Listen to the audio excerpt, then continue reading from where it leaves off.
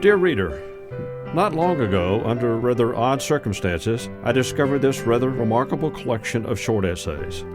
Although written by Roy Hollister Williams as letters to his clients and friends, they contain timeless truths that reach far beyond advertising and good business. They reveal the simple, profound principles that work in life, and they embody the ideals that have made America great. As I finished my first reading, I knew I had to bring this book to a much larger audience. Each time I read the manuscript, I'm more convinced than ever we can all find value in the wizard's writings. The Wizard of Ads is certainly about advertising, marketing, friendship, and life, but I think you will discover that at its core, it's really a book about you. So here it is, in much of its original form and spirit, The Wizard of Ads. It is my pleasure to share it with you. Ray Bard, Publisher.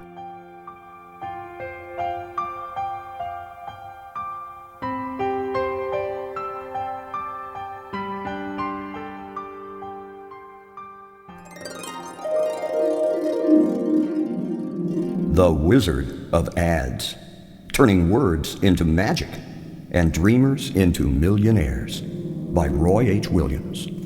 To the clients and friends of Roy H. Williams. Dear friend, lately I've noticed that you and I are both so busy attending to the merely urgent that we have no time for the truly important. And it's not just you and me, it's all of America. The whole country seems to be plunging headlong into the future without so much as a roadmap sketched on the back of a napkin.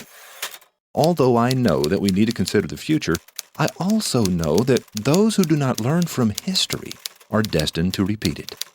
My ongoing study of advertising has led me to believe that while technology is changing exponentially, the hearts of the people aren't changing at all. We're still the same predictable creatures we've always been. People and advertising seem subject to certain laws of the universe that are impervious to change. I believe that a knowledge of these laws is the secret to finding yourself in the right place at the right time, doing the right thing in the right way. Let's you and I make a deal. If you will agree to pause for just 6 minutes a week to think about your business and your future, I'll write you a weekly memo about the timeless truths on which I have come to depend. At the end of a year, you'll have spent more than 3 hours viewing the blurry, unknowable future through the sharp, bright lens of the past. That's exactly 3 hours more than any of your competitors are likely to invest in thinking, learning, and planning. Like you and me, your competitors are simply too busy to plan. Do we have a deal? Roy H. Williams. The 7 laws of the advertising universe, whence cometh the power of ads to work magic. An energy of words has existed since the day he said, "Let there be light." Learn how to use this energy. You are created in his image. Masses of people are predictable, though an individual person is not. The exception does not disprove the rule. Intellect and emotion are partners who do not speak the same language. The intellect finds logic to justify what the emotions have decided. Win the hearts of the people, their minds will follow. Time and money are 2 sides of a single coin. No person gives you his money until he has first given you his time. Win the time of the people, their money will follow. Sight and sound function differently in the mind, with sound being the surer investment. Win the ears of the people, their eyes will follow. Opportunity and security are inversely proportionate. As one increases, the other must decrease. High returns are gained from low-risk strategies only through the passage of time. He who will cheat time must embrace the risk of failure. Engage the imagination, then take it where you will. Where the mind has repeatedly journeyed, the body will surely follow.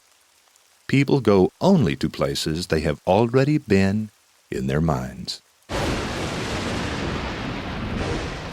Part 1, Turning Words into Magic.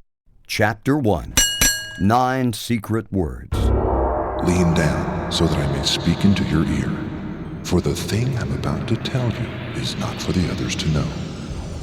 I share with you now the secret knowledge known to only a powerful few.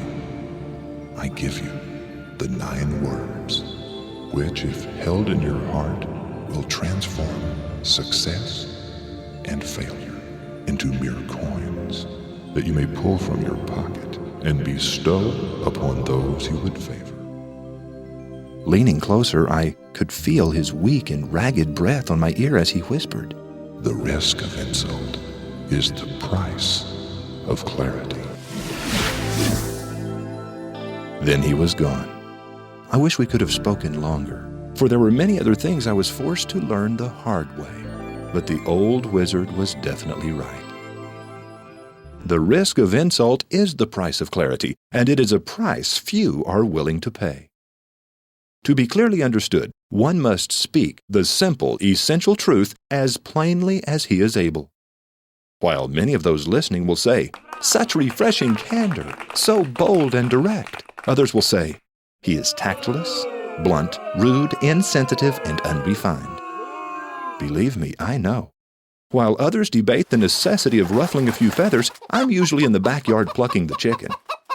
This always angers a handful of people, but most folks appreciate a fine chicken dinner. Is clarity worth the risk of insult? Most people think not. And it is for this reason that most advertising is flaccid. Those who take the risk, however, will enjoy rewards far beyond a mere chicken dinner. If in your advertising you are willing to speak the simple, essential truth as plainly as you are able, and if you're willing to support what you say with illustration and example, meet me in the backyard. We'll start with a chicken dinner, and then we'll take over the world. Have no kowtowing respect for precedent. Do not allow the dictate of public opinion to hamper your efforts. John Henry Patterson.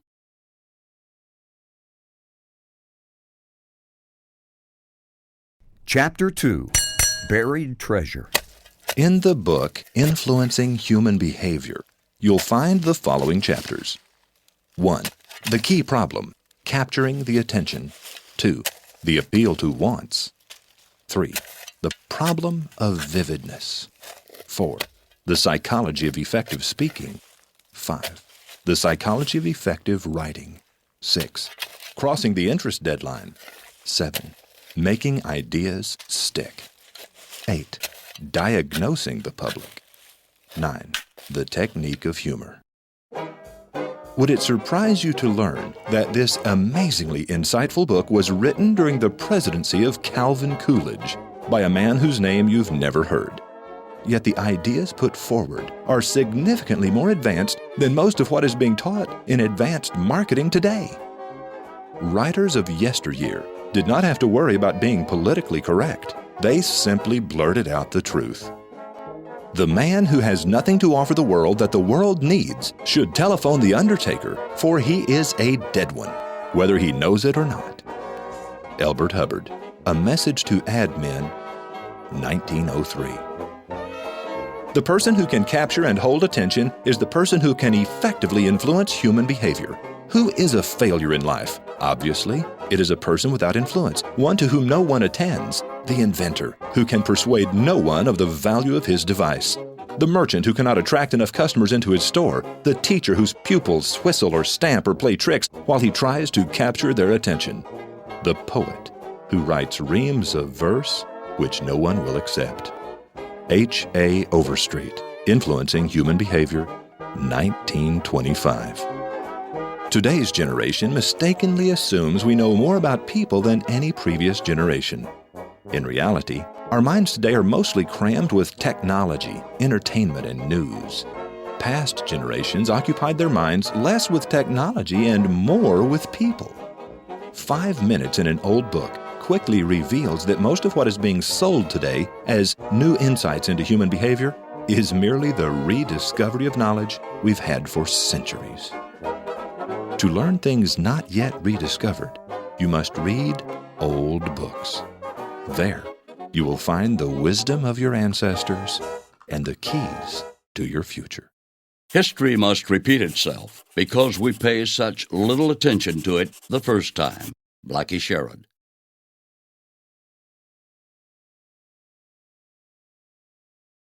Chapter 3. Handy to have around. Have you ever noticed how the smartest people are always a little odd? This is because there's a fine line between genius and insanity. Isaac and John balance on this line like acrobats on a high wire. I consider them geniuses, but their more intimate friends think they're crazy. Maybe their friends are right. Crazy people are handy to have around because they see things differently than the rest of us. They see connections the rest of us miss. It's this unusual ability to see the connections between seemingly unrelated ideas that has led to all of mankind's most important discoveries. Isaac knows the planets circle the sun at a tremendous speed, but he cannot understand why they don't fly off into space. What is the string that keeps them tied to the sun? At lunch one day, Isaac suddenly sees the invisible string as it pulls a piece of fruit toward the earth. The planets are like this fruit, he thinks. The sun is like the earth. The force that pulls the fruit toward the earth is the same invisible string that causes the planets to circle the sun instead of flying off into space. Isaac names the invisible string gravity. And science takes a giant leap forward. The Queen decides Isaac is a genius and dubs him Sir Isaac Newton. John stares at the tool used by coin makers to stamp images into metal and thinks, coin makers have been using stamps like these since the time of Christ. Later, he sees a winemaker hard at work squeezing the juice from grapes in a wine press. Suddenly, he remembers the coin maker's stamping tool. What if I rubbed ink on the bottom of a coin maker's stamp and attached it beneath the plate of a wine press? Instead of the image of the king, each coin stamp would bear a letter of the alphabet. Instead of grapes, there would be paper. Before John Gutenberg, otherwise known as Johann, the Chinese were the technological leaders of the world. John's vision of the connection between the coin stamp and the wine press not only accelerated the Renaissance, but sparked the Industrial Revolution and is largely responsible for today's European domination of the world. While John is credited with the invention of the printing press, in reality, he invented nothing. Coin stamps and wine presses had been in use since the time of Christ. John simply saw a connection. Would you like to learn to see such connections? I'll do my best to teach you, but be warned. If ever you learn to do it, few will call you a genius. Most will just say you're crazy. Creative thinking is today's most prized profit-producing possession for any individual, corporation, or country. It has the capacity to change you, your business, and the world. Robert P. Crawford.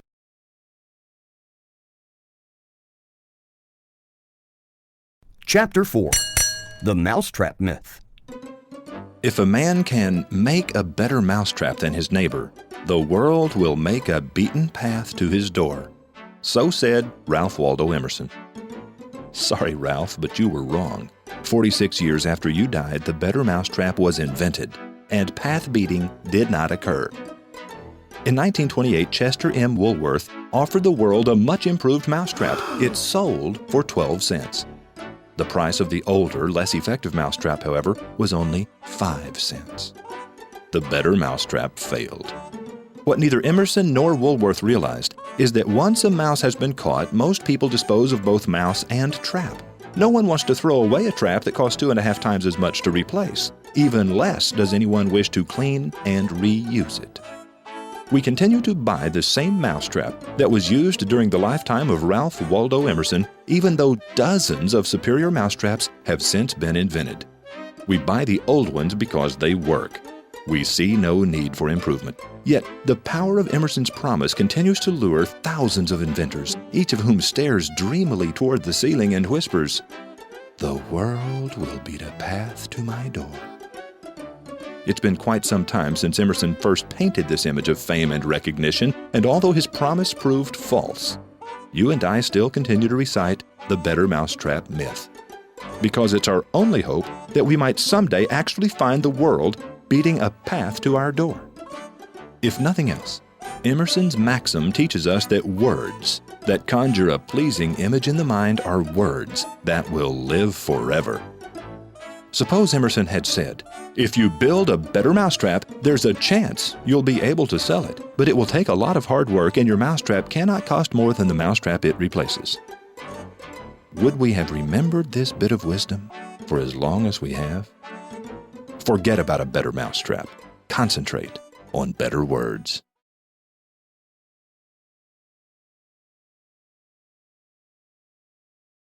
Chapter 5. The rest of the mousetrap story. I have advised you not to pin your hopes on the magic of a better mousetrap, but to place your confidence in the power of better words. Let me amplify the point.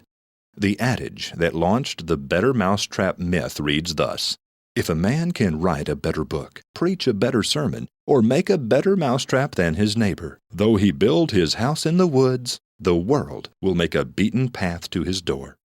Hundreds of sources readily confirm Ralph Waldo Emerson to be the author of these words. But no one can name the year he wrote them, nor the publication in which they appear. This is because the quote was actually penned 28 years after Emerson died by an ad writer named Elbert Hubbard. Trying to explain how his manufacturing company was able to attract large numbers of visitors to the tiny village of East Aurora, New York, Hubbard admits in a magazine called The Fra, May 1911, that he wrote the mousetrap epigram, then, quote, gave it specific gravity by attributing it to one Ralph Waldo Emerson. Was Hubbard a liar? In my opinion, no. He merely told the truth a little more powerfully than what was completely accurate. You'll find the following on page 528 in Volume 8 of Emerson's Journal, February 1855. Common fame. I trust a good deal to common fame, as we all must. If a man has corn, or wood, or boards, or pigs to sell, or can make better chairs, or knives, crucibles, or church organs than anybody else, you will find a broad, hard-beaten road to his house, though it be in the woods. Hubbard said what Emerson said, only Hubbard said it better.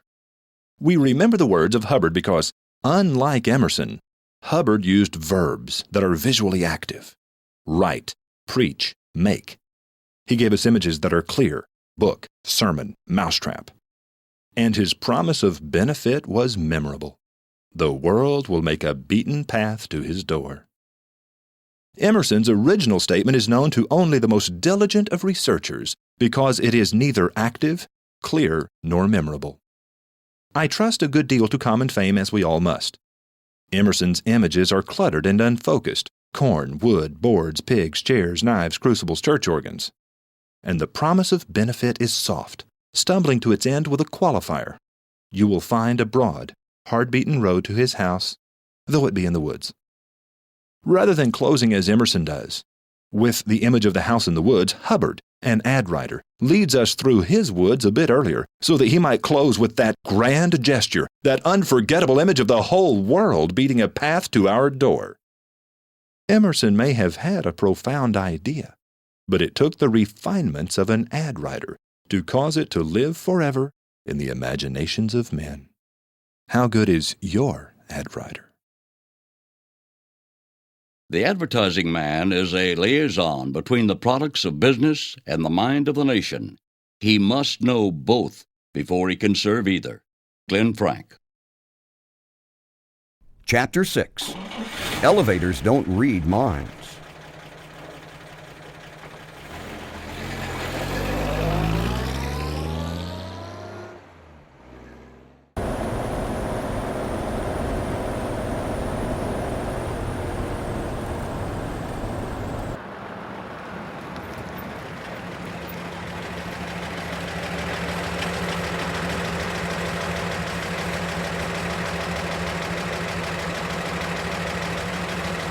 You stop at the stop sign, but your mind doesn't stop with you. The car on the cross street pulls away and disappears into the distance. You sit and wait for the sign to turn green. Don't pretend you haven't done it. We all have. I walk alone into an elevator and the door closes behind me. I wait and wait, but nothing happens. After a couple of minutes, I realize, elevators don't read minds. I have to push a button. You and I have so much to remember that we often forget what we're doing. We are the unfortunate victims of overchoice. Too much to do, too little time. The problem is nationwide. I tell you this to remind you of something that most advertisers forget. The customer is seldom paying attention. She simply has too many other things to think about. When exposed to your ad, she knows it's there, the same way I know the elevator button is there. The problem is that she's not thinking about it. Every beginner's solution is to put an attention getter into the ad. Bright colors, loud noises, exclamation marks, and crazy stunts are the sad little attention getters most often used. The effect on your beautiful customer is much the same as sneaking up behind her and shouting, "Watch out!" Is this any way to start a romance? I vote for seduction. I'm not talking about using sex appeal in your ads. I'm talking about enticing the customer with a thought more interesting than the thought she's thinking. The skillful use of words is the most impressive of human powers. The mind of the customer is a glorious thing. Every waking moment, it is scanning the horizon for things of interest. The common, the mundane, the average, the predictable are ignored. The unusual, the intriguing, the fascinating are immediately spied and examined. If your goal is to cause the customer to willingly give you her attention, isn't the solution obvious? You must offer her a thought more interesting than the thought that currently occupies her mind. This does not require shouting. It requires art. In your advertising, you must choose between boredom, shouting, and seduction. Which do you choose?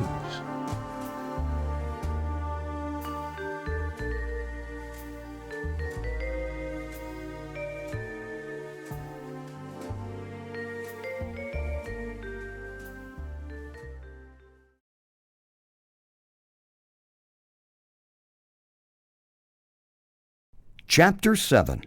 Pushing a Car. Have you ever had to push a car? Using your back and your legs and every ounce of strength you can summon, you gasp and strain and make faces as the doubt flickers through your mind. I'm not sure I can do this.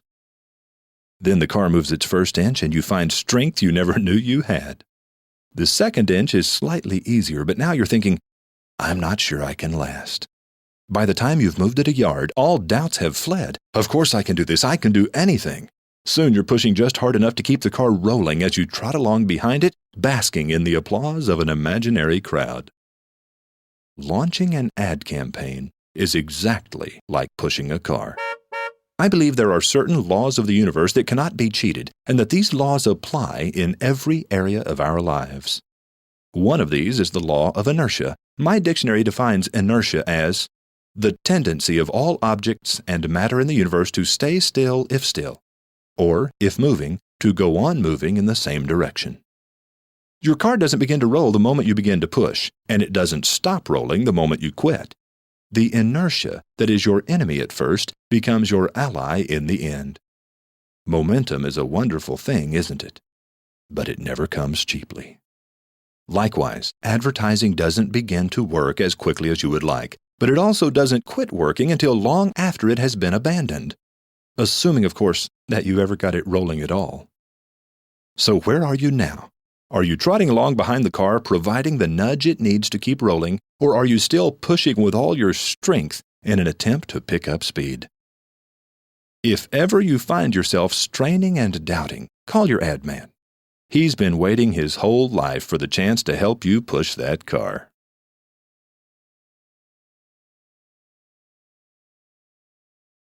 Chapter 8. Home Movies. This is me at the Grand Canyon. This is me standing in front of Niagara Falls. This is me scuba diving in the Caribbean. This is an idiot showing home movies. The problem with home movies is never the content, but always the perspective. Scuba diving in the Caribbean is an adventure best experienced without some fool standing in front of the camera telling you what he had for lunch or what he's about to do. Oh, now the whole family's waving at the camera, see? The genius of Jacques Cousteau is that he points the camera always at the underwater cave, the shark, the sunken ship, never at himself. We experience his undersea world and are hypnotized. Jacques takes us there. You see only the tip of the canoe at the bottom of the screen, the smooth, swift river ahead. The current quickens and you hear a distant roar. The horizon draws near as the river shortens and the water grows more insistent. The roar now deafening, the current compelling, the tip of the canoe hangs for a moment in empty space, then tips sharply 90 degrees. You fall 168 feet in an eternal 3 seconds. Suddenly the roar is gone and all light disappears with it. You are momentarily in absolute darkness. Now light reappears and grows slowly brighter as you rise gently toward the surface. This is how Jacques Cousteau would show you Niagara Falls. If you will write powerful advertising, you must point the movie camera of language to that place in the mind where you want the listener to go. The imagination can be a powerful thing, but only when the listener is a participant in your movie. Bad advertising is like home movies. In your ads, please never point the camera at yourself. You're just not that interesting.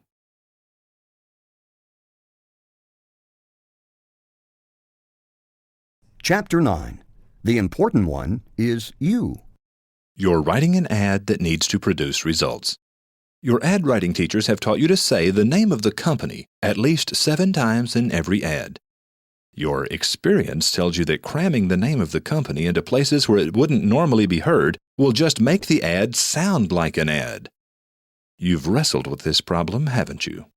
The teacher who taught you to say the name of the company at least 7 times is probably the same teacher who taught you to use loud noises and sound effects as attention getters, and that words like discount and sale are irresistible. I won't call this teacher a fool, but I think he'll do nicely until a real fool comes along. The most irresistible word in the English language has only 3 letters. No, it's not S-E-X. The most powerful of all words is you.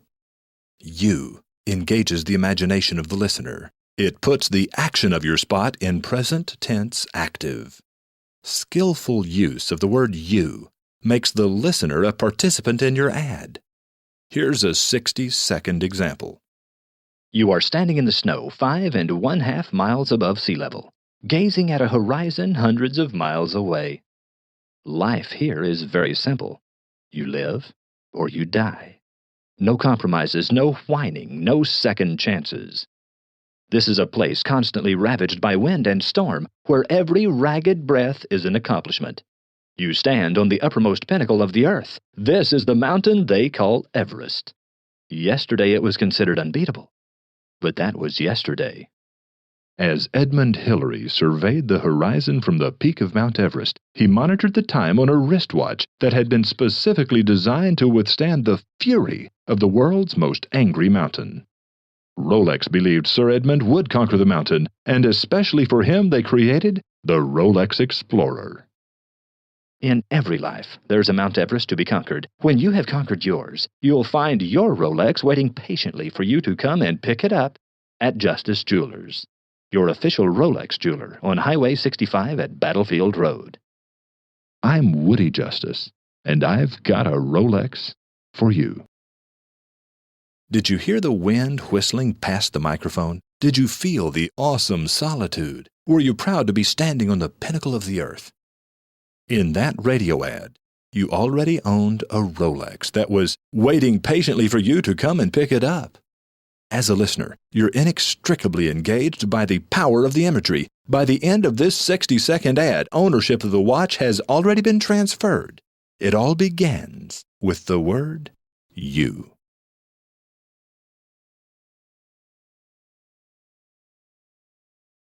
Chapter 10. No laughing matter. Good ads are either intellectual, information-focused, or emotional, experience-focused. A well-written, emotional ad causes the listener to imagine herself taking precisely the action you would like her to take. As you step across the ancient, tree-filled lawn toward the torch-lit gates of the Plaza del Fuego, the cares of the day melt into forgetfulness as you anticipate the evening ahead. There is no finer meal to be had on earth. There's no place quite like this one.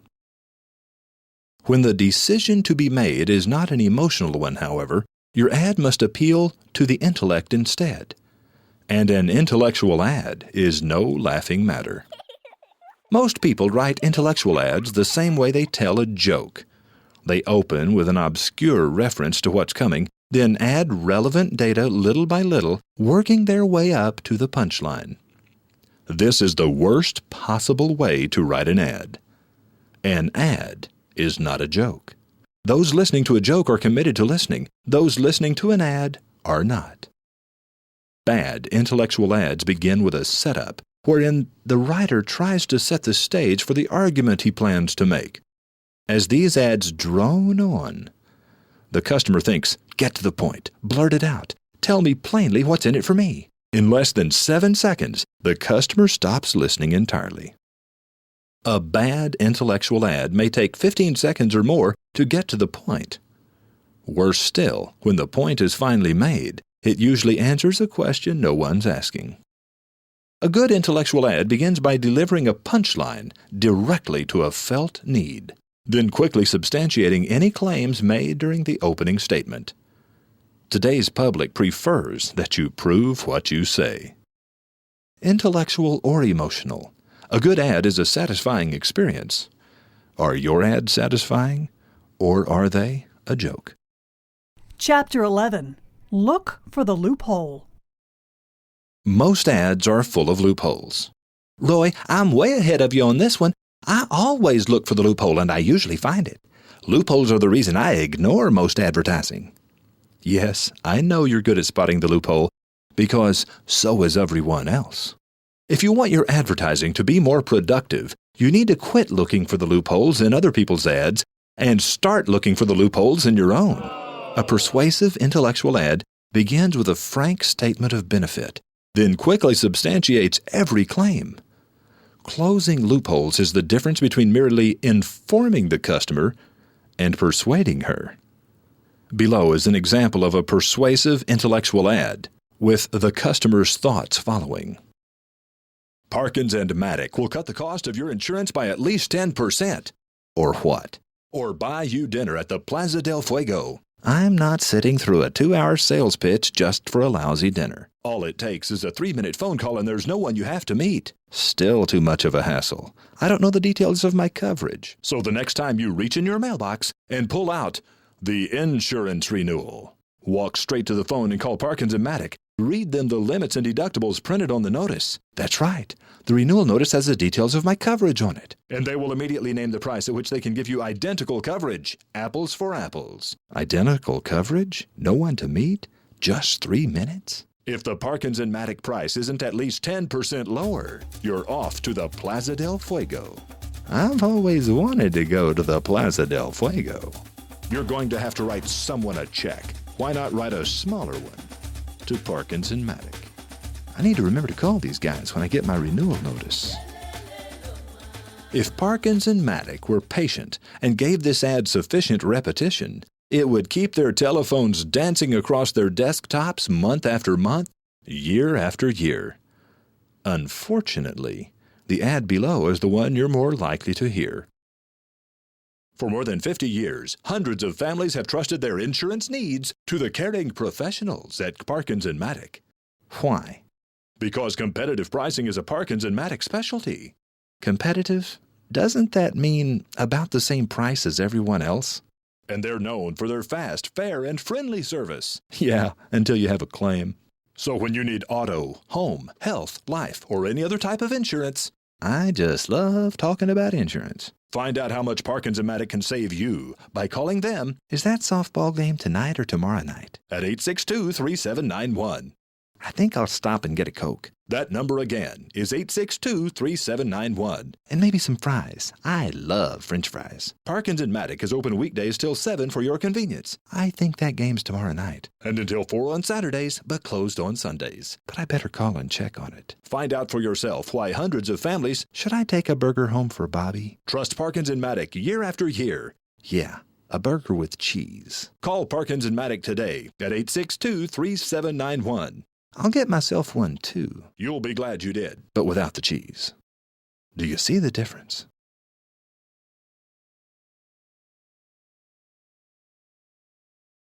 Chapter 12. When the truth is not persuasive. I know it will shock you to hear this, but telling the truth is rarely persuasive. This unfortunate fact has caused many business owners to invent a whole new language of deceit. This language is often excused as advertising. Deceitful advertising is common today because the honest business people of yesterday assumed all they had to do was tell the truth about their superior products. The result all too often was a dramatic loss of business to competitors who used deceitful advertising to sell inferior goods. With his family's future on the line, the reluctant response of the honest business person was often to fight fire with fire.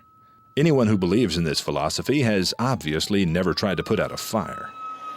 The tragic result of fighting fire with fire has been a nationwide inferno of deceitful advertising.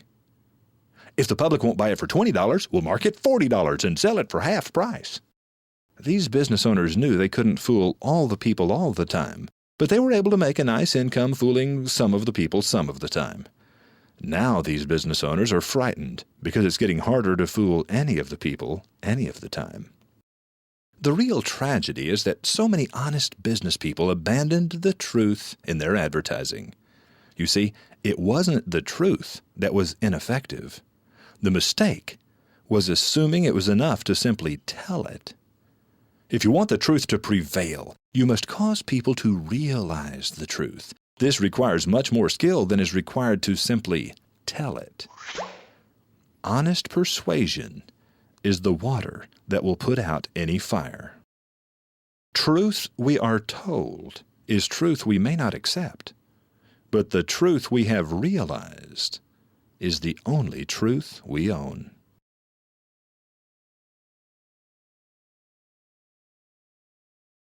Chapter 13.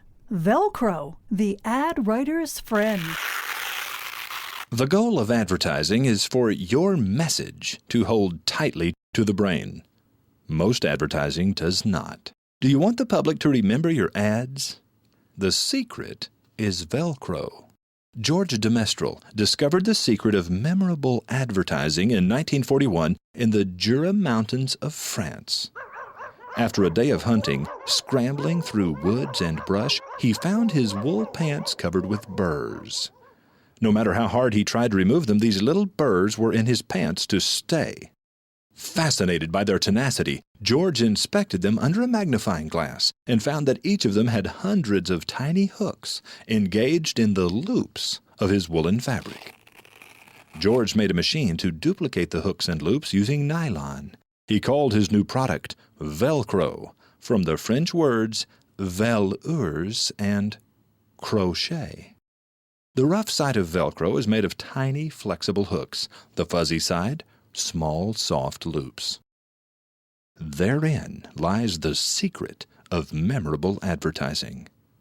What is the brain but a surface covered with trillions of tiny, flexible hooks? What is memorable advertising but a series of words, sounds, or mental images covered with small, soft loops?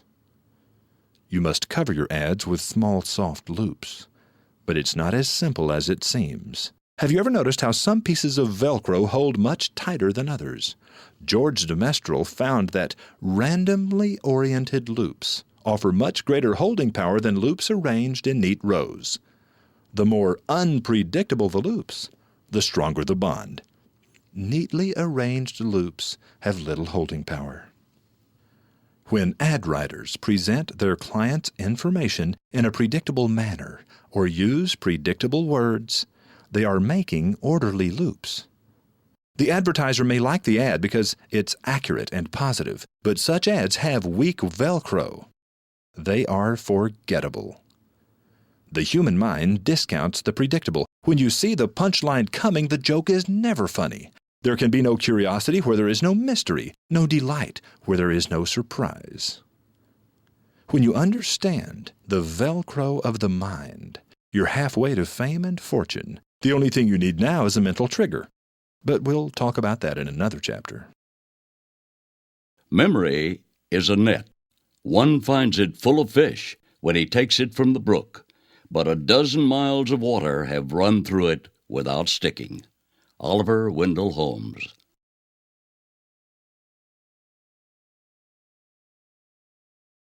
Chapter 14. Reaching the Right People.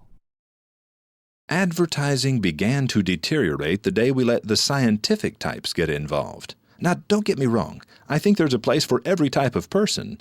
But scientific types should stick with things scientific. Unfortunately, someone forgot to lock the door one day, and a scientific type slipped in and said, "The secret to more effective advertising would be to reach the right people." I wish I had been there. I would have casually turned to him and said, "It's not who you reach, it's what you say, stupid," and ended the whole thing right there. But I wasn't in the room. And since he was a scientific type and his idea made sense, everyone began walking in circles, mindlessly parroting, "Reach the right people, reach the right people, reach the right people."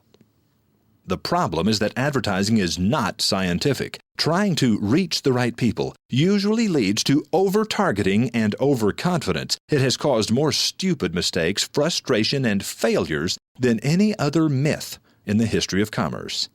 It begins when the advertising salesperson says, "I've got the right people," and since you believe this is what matters most, you buy what he's selling. When the campaign fails, you don't consider the possibility that your ad was not persuasive or that it was not given enough repetition. You simply say, "He didn't have the right people after all." You blame the radio station for having the wrong kind of listener, the direct mail company for having a bad list, and the billboard company for giving you the wrong locations. American business owners are frustrated with their advertising because they keep trying to make it a science. Advertising is not a science. The assumption that an advertising salesperson can give you exclusive access to a particular group of people is simply ridiculous. Every American is reached by multiple vehicles of advertising every day. Having the right message is what matters. It's not who you reach, it's what you say. The business that considers itself immune to the necessity of advertising sooner or later finds itself immune to business. Derby Brown.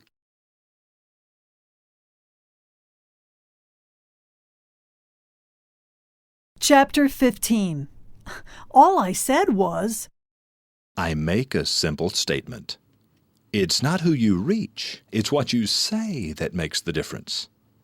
But you should see the anxiety. First, the startled eyebrows and slackened jaw.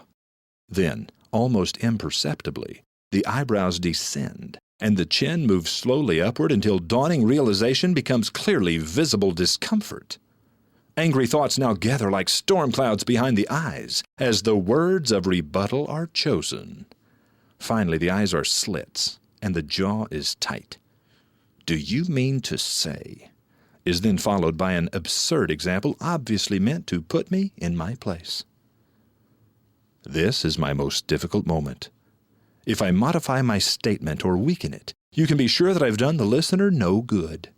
His religion of reaching the right people is so deeply ingrained that he will do virtually anything to justify his continued belief in it. If I'm honest and say, "Of course it matters a little," he will continue on his search for the right people, like a knight on his quest for the Holy Grail. Upon finding the right people, he will triumphantly deliver to them his weak and unconvincing message. I've got to make him understand the overwhelming importance of saying the right thing. So I resort to overstatement. The truth is that it does matter who you reach. It's just that finding the right people is ridiculously simple. I've never once met an advertiser whose failure was due to reaching the wrong people. Yet I can name countless instances where miracles were wrought through a simple change in message. These advertisers were already reaching the right people. They just weren't saying the right thing. The attraction of the right people is that they are easily identifiable and quantifiable. Searching for the right people lets an advertiser design his ad campaign with all the confidence of a vacationer studying a roadmap. Saying the right thing is an altogether different issue. In this, there are no rules, no roadmaps, no intellectual evidence. No way to justify why you did what you did when things don't turn out as you planned.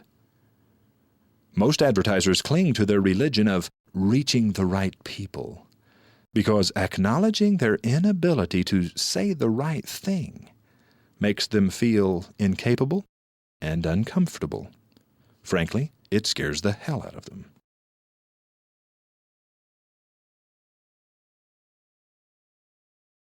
Chapter 16. The Mental Trigger.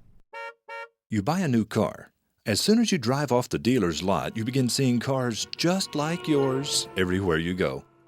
We can safely assume these cars were here yesterday, but yesterday you didn't notice them, and today you're not looking for them. What's happening? Your old refrigerator begins to make odd noises. You finish breakfast and go to work, immediately forgetting about the refrigerator and the noise. During lunch, you read the paper and notice an ad for refrigerators on sale. You weren't thinking about your refrigerator, but you notice the ad anyway. What's happening? You're asked to total 14 different columns of single-digit numbers. Each of the 14 columns adds up to exactly 14. You're now asked to name a vegetable. You say, carrots. Why? Planting a reticular activator in the mind of the customer is the Mount Everest of ad writers. The reticular activator is a mental trigger in your unconscious that directs your attention and causes you to notice and remember things you never intentionally committed to memory. Successfully implanted, a reticular activator will cause your prospective customer immediately to think of your company when she has need of your product. It is easier to implant a reticular activator using sound rather than sight. Medical science tells us it takes 29% longer to understand written words than words which are spoken. This is because the brain must translate the written word into the spoken word before it can be understood. When we memorize the written word, it is the sound of the words we remember, not their appearance on the page. This is true even when we have been reading silently. We hear the words in our minds. The eye cannot be trusted to remember what it has seen. One of the most frustrating parts of police work is that different eyewitnesses recall an event differently, yet people can always repeat the last sentence a person said, even when they weren't paying attention. How often has someone asked, "Are you listening?" And even though you weren't, you could repeat verbatim their last statement. Information taken in through the eyes enters into iconic memory and disappears in less than 1 second. Information that enters through the ears rattles around in echoic memory for nearly 5 seconds before it dissipates. Well-written, intrusive ads establish echoic retention through the use of a reticular activator. Echoic retention and a reticular activator will cause you to say carrots after repeating the number 14. How many times have you heard the phrase 14 karat gold? Chapter 17. Furnishings of the Mind. The human mind is a crowded room, overflowing with too many memories of smell and color, taste and touch, sight and sound. Half-remembered words and buried emotions lie stacked, layer upon layer, in piles that grow deeper with each passing year. A familiar face, a special place, a bit of a song, a distinctive smell. Familiar touchstones like these bring order to the chaos and remind us of who we are and why we do the things we do. Such sensory memories are like old friends. Each encounter with one of them brings our self-image more sharply into focus. Advertising arrives as an uninvited guest, pounding on the door of the overcrowded mind. The subconscious, that wary gatekeeper, asks, "Who do you know? Name any friends you may have in this room." The ad that associates itself with a familiar touchstone immediately gains entrance into the mind. The ad that stands alone is just as quickly dismissed. "Go away," says the subconscious. "It's too crowded in here for you." Things that are new and unknown are more quickly accepted when related to the known and familiar. Do your ads touch the familiar in your customers' lives? Do people relate to the things you say? Or are you merely droning on about who, what, when, and where, while failing to answer the pivotal question, why? Most ads are written under the assumption that the customer is asking, who are you? What is your product? When are you open? Where are you located? Unfortunately, the customer's only real question is, why should I care? Your customer is saying, tell me a story that has me in it. Don't tell me a story about you. What's in it for me? Can you save me time, make me money, reduce stress in my life, or cause people to think more highly of me? If not, then leave me alone. You're wasting my time. Most ads are about the product or the company that makes it. Such ads yield disappointing results. The best ads are about the customer and how the product will change his life. What are your ads about?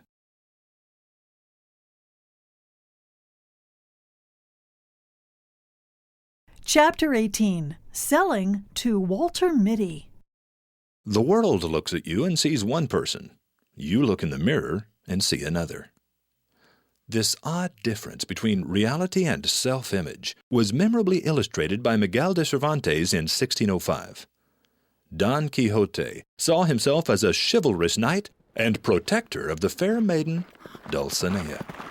The world around him saw only a weary old man and a servant girl. "What giants?" said Sancho Panza. "Those you see there," answered his master, "with the long arms, and some have them nearly 2 leagues long."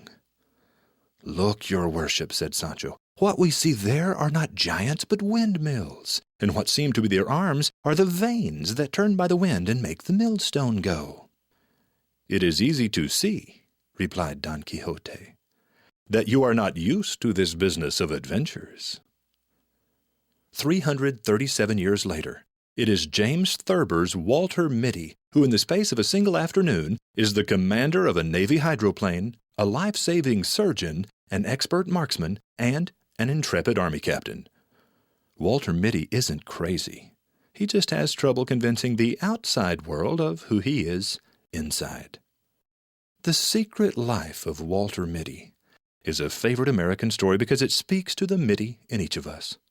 Who among us has never played cowboy, astronaut, princess, or nurse? Like Don and Walter, each of us has a secret life, and it is silly to pretend that our outward choices are not influenced by the people we are inside.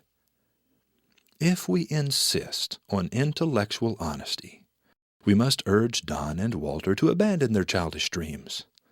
But if we would sell our products and make 2 customers happy, we will speak not to a tired old man and a hen-pecked husband, but will eloquently address the needs of a chivalrous knight and an intrepid army captain. It's called advertising. There are 2 worlds, the world that we can measure with line and rule, and the world that we feel with our hearts and imagination. Lee Hunt.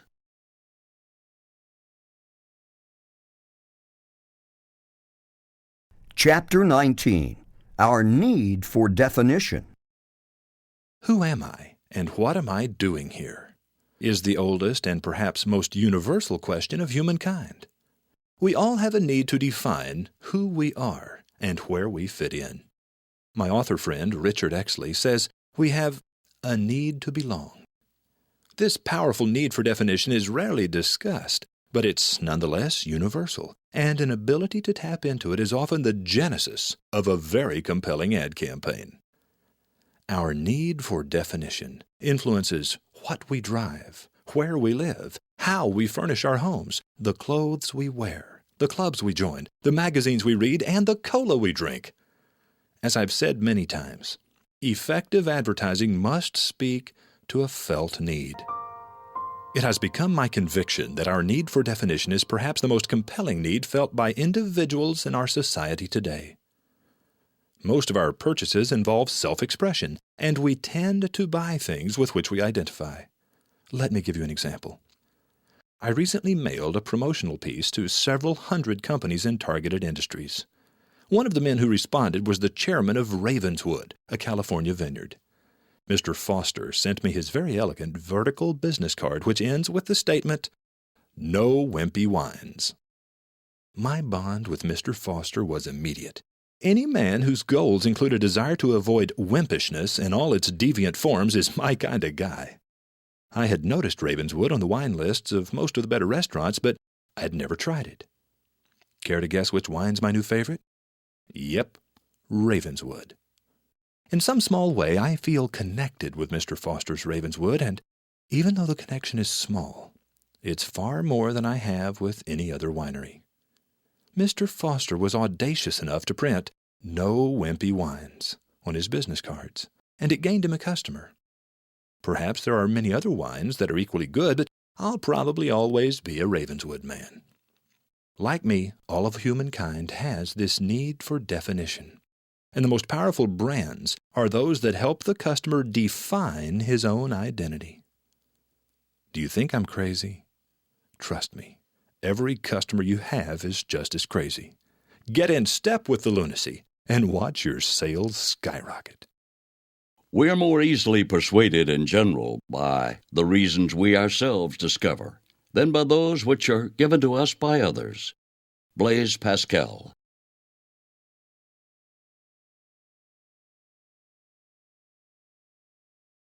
Chapter 20. The Cocaine of Advertising. Ask your physician how to feel good, and he'll look you squarely in the eye and say, "Eat right and exercise." Yet for every dollar spent in fitness centers, Americans spend $19 on cocaine. The reason? 2 seconds after you snort cocaine, you feel like Superman. 2 weeks of diet and exercise just makes you hungry and sore. The desire for instant gratification is harmless enough if the only thing it leads you to do is pay higher prices at a convenience store. But heaven help you if you demand instant gratification from your advertising. The business person looking for a financial quick fix will soon discover the cocaine of advertising, a 4-letter magic chant. Sale, sale, sale, sale. Good advertising is painful at first because you don't see immediate results. The impatient business owner will usually snort a little ad cocaine and then get defensive about it. How can this be bad for me? I've never done better. But just as the junkie never stops to consider how the drug is destroying his physical health, the business owner never stops to consider how sale, sale, sale undermines his business health. The first dose of cocaine makes him feel great. So does the next one, and the next, and the next, though it takes larger and larger doses to get the same effect. Therefore, it's almost impossible to convince the addict he has a problem, even though he started with only 20% off and has now progressed to half price. Successful companies don't spend their ad dollars training their customers to wait for a sale. Do you?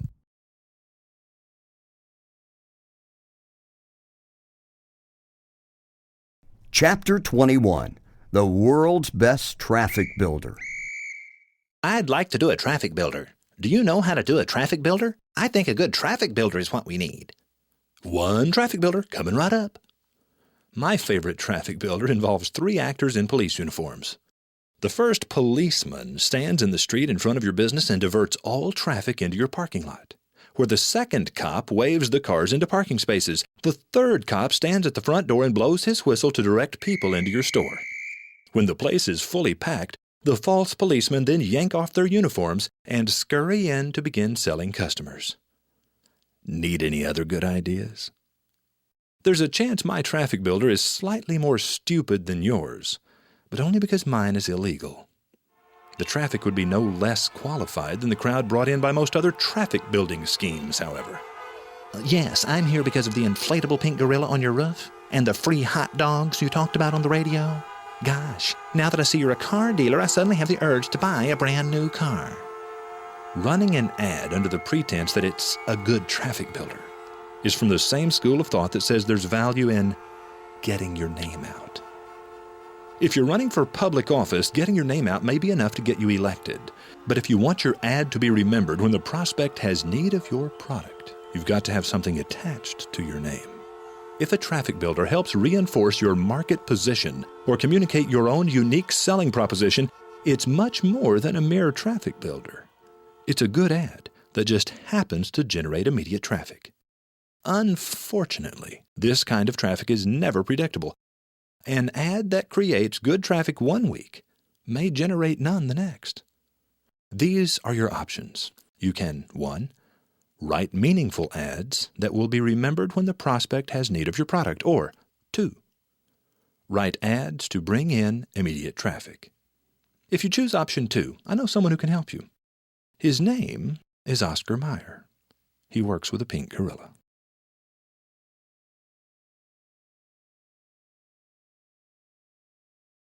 Chapter 22. Reading Between the Lines. That's a really great toupee you're wearing. Where did you get it? I've always liked pants like those. Are they coming back in style? Are you always this funny when you're drunk? Even though the speakers didn't actually say to you, that toupee isn't fooling anyone, those pants are out of style, and you talk like a drunk, you'd probably find it hard to respond warmly to these compliments, because you would have heard more than was actually said. Let me give you another example. I'm always flattered to meet people who say to me, "I really enjoy your articles." But I've concluded from these meetings that my physical appearance must be somehow disappointing, because each of these people will invariably look me over, then ask, "Do you write them yourself?" I guess my college professor look isn't working, because people seem to see me as just another bald guy with glasses and a beard. And how did you meet your wife? Penny is gorgeous. Like me, all of America has learned to hear much more than is spoken, especially when it comes to advertising. I'm convinced it was the glut of hype advertising that taught America to listen with suspicious ears. Sale, sale, sale, 60, 70, up to 80% off, save big during Dollar Buster Happy Days. This type of advertising worked well during the days of America's naivete. But that day ended when we heard our first pitch from a multi-level marketing company or received our first letter from a timeshare resort. You have definitely won one of the following 5 prizes. 1. A Cadillac Eldorado. 2. A sport boat. 3. A $10,000 savings bond. 4. His and hers motorcycles. 5. A Rolex watch. Please call to let us know when you can pick up your prize. Bring proof of identification. To advertise effectively in today's America, we must understand our listeners' reluctance to believe the claims of advertising. We must volunteer the proof they need. Loud music, brightly colored balloons, and enthusiastic recitations of worn-out cliches will no longer convince people that they are receiving good value. Okay, there's still a few idiots out there, but the number grows smaller every day. The time has come when we must offer a product or service that is demonstrably better. It is no longer enough to simply tell bigger lies in a louder voice than the next guy. If you want your advertising to be productive, you must have a story to tell, and you must tell it persuasively. By the way, a friend of mine got that timeshare letter and took a day of vacation to travel 150 miles and pick up his prize.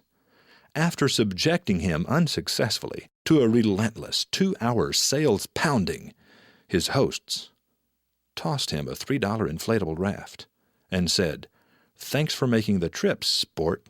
Here's your boat." You ask how I can be certain America is no longer naive? The timeshare people quit mailing those letters only when the letters quit working. When was the last time you took a day of vacation to go pick up a new boat, sport?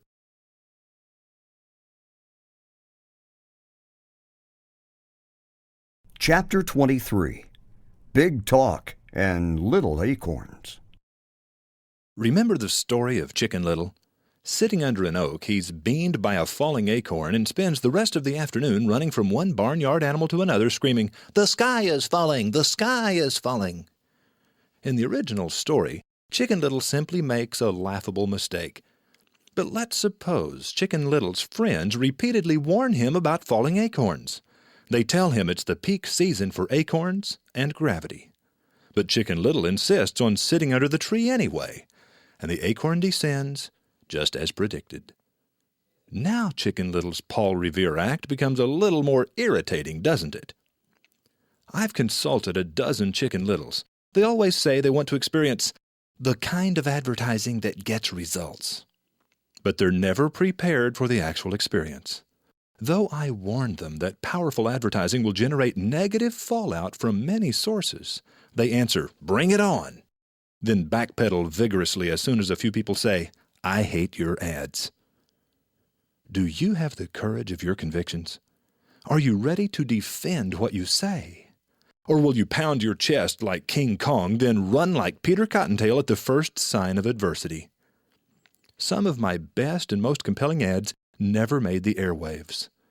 These favorite campaigns were shot down by the spouse, the partner, the next-door neighbor, or some other well-meaning friend of the client, and the word, statement, or phrase that had to be eliminated was usually the most powerful line in the ad. The result of this editing is emasculated advertising. My success as an advertising consultant is owed to those clients who hear the sound of bombs and warfare all around them and shout, "Damn the torpedoes! Full speed ahead!" There is no plan so brilliant that it cannot be made utterly ineffective through compromise. Yes, I can soften the ad.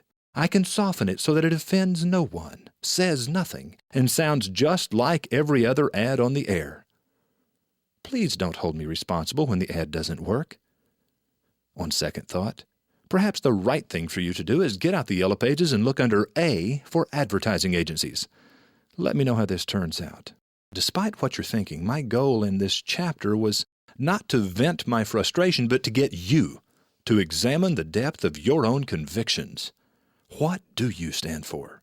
Are you willing to stand firm? Your answers to these two questions will determine the power and success of your advertising.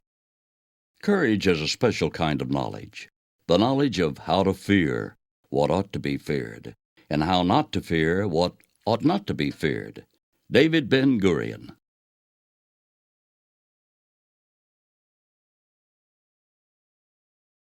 Chapter 24. No one goes there anymore. It's too crowded. Some statements make no sense at all, but are accepted as gospel anyway. A good example is the title of this essay, a comment purportedly made by Yogi Berra, whose command of the absurd is legendary. Yogi often displays an insight into the obvious. You can observe a lot by just watching. When you come to a fork in the road, take it. If you can't imitate him, don't copy him. A nickel ain't worth a dime anymore. Business is fabulous, but my customers complain they hear my ads too much. Okay, that last one wasn't Yogi. It was a client of ours, and he wasn't trying to be funny.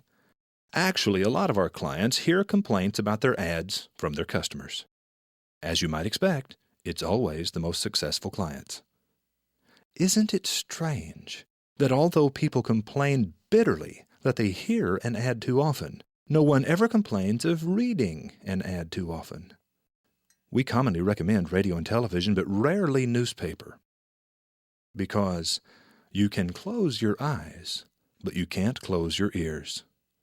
You hear even when you're not listening, but you don't see unless you're watching. This is why you can sing hundreds of songs you never intended to learn, but you can't name the color of the car that sits in the driveway just 5 houses down the street from your home, even though you drive past it several times a week.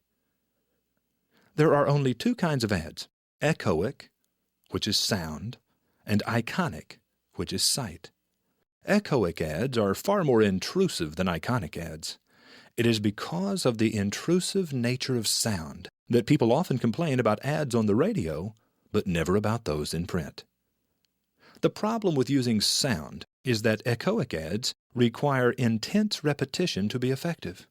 The reader of an iconic or print ad can choose to study the fine print or read an ad multiple times, but she can also choose not to read it at all. The listener to an echoic ad is not allowed this control. She cannot hear your ad a second, third, or fourth time unless you decide she should. To gain the miraculous results that echoic advertising offers, you must repeat your ads relentlessly.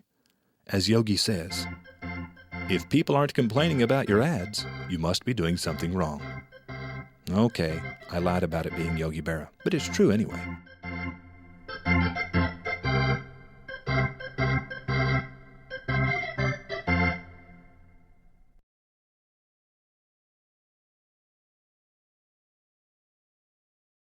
Chapter 25.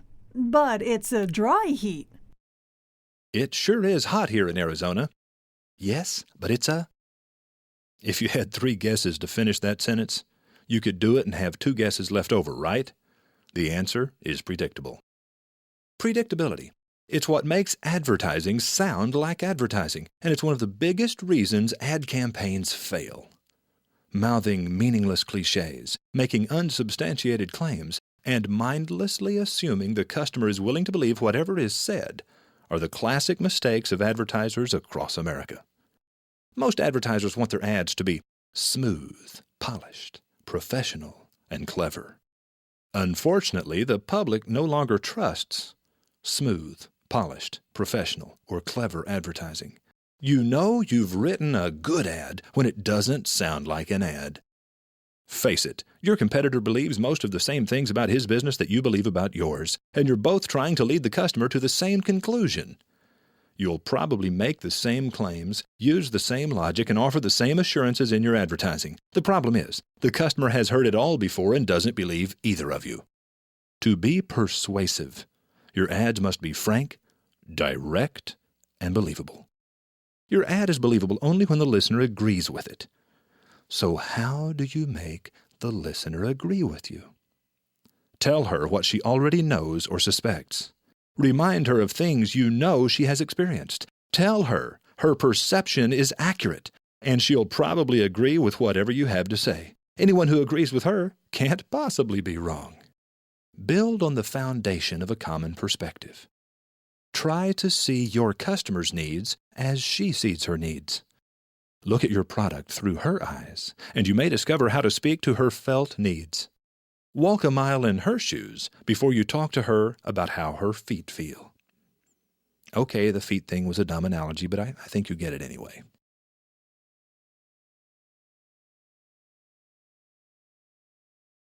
Chapter 26. Walking into Darkness. When you walk into a pitch-dark room, your first instinct is always to turn on the light. But wouldn't you prefer the room to be well lit when you entered? Of course you would. Then please explain why we leave these incredibly inconsiderate phone messages for each other that say nothing more than, "Have him call me." In effect, "Have him call me" says, "Tell him I want him to be ready for anything. I won't give him the courtesy of telling him how to prepare for our conversation." Returning this kind of phone call feels very much like walking into a dark room. Am I the only person who hates this? Like good telephone etiquette, good advertising never asks the customer to walk into darkness. A good ad will describe in detail exactly what the customer can expect when he arrives at your place of business. No person takes action until he has seen himself taking such action in his mind. We always imagine doing a thing before we do it. Causing your prospective customer to imagine a visit to your store is the highest goal of advertising. A good ad artfully describes what awaits the customer. Do your ads enticingly describe what awaits the customer?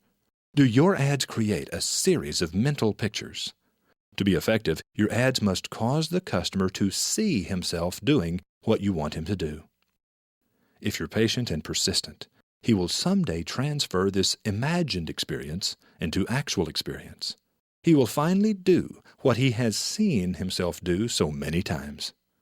The longer you keep it up, the better it works. Conversely, the style of advertising that whips the customer into immediate action works less and less well the longer you continue it. Do you have the patience to invest in doing it right? Can you write ads that will create the required series of mental images? If you cannot, find someone who can. It is both classy and considerate to tell a receptionist what you would like to discuss with the boss. It is both classy and profitable to describe to your customer what he will experience the moment he steps through your door. No one likes walking into darkness.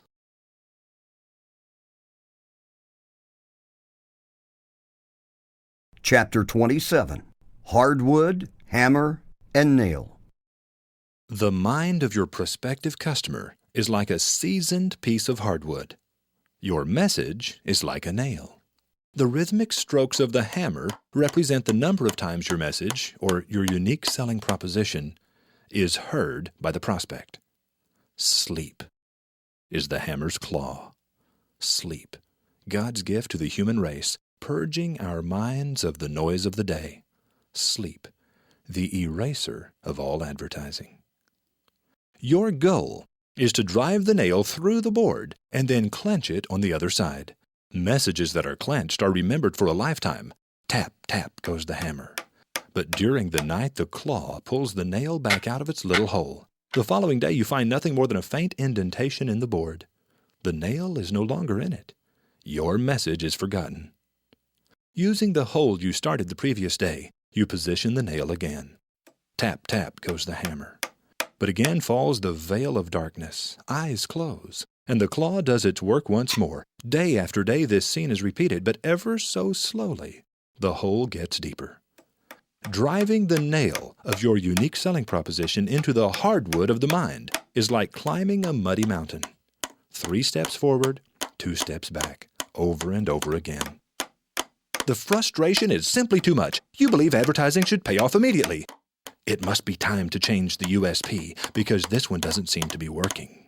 But to change your unique selling proposition is to start a new nail in a completely different spot on the board. The hole in which you have invested is now wasted. Why did you do this? Do you think there's a soft spot on the board somewhere? There is not. You can sharpen the nail with better writing, but there are no soft spots on the board. Stay with the hole you've started. Sharpen the nail. Press on. Nothing in the world can take the place of persistence. Ray Kroc.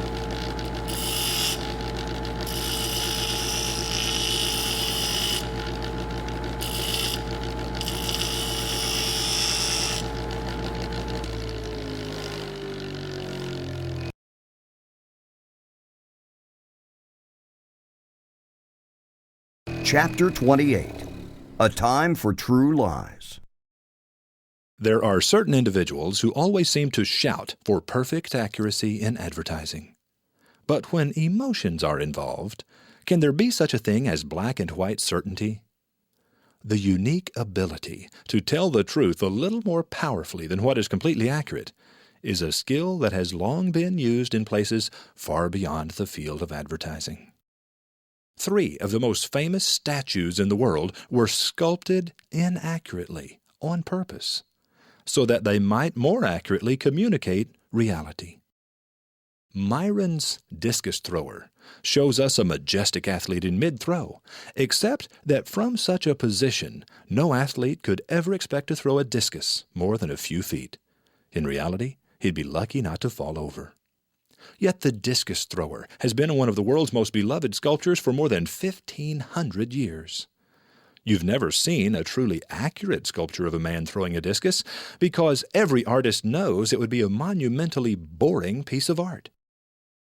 The Thinker by Auguste Rodin reveals a man lost in deep contemplation, except that Rodin shows us this thinker with his right elbow resting on his left knee. A very uncomfortable and unnatural position for anyone trying to concentrate. It's unlikely that any human in the history of the world has ever chosen to sit naked in such an uncomfortable position while working out his problems.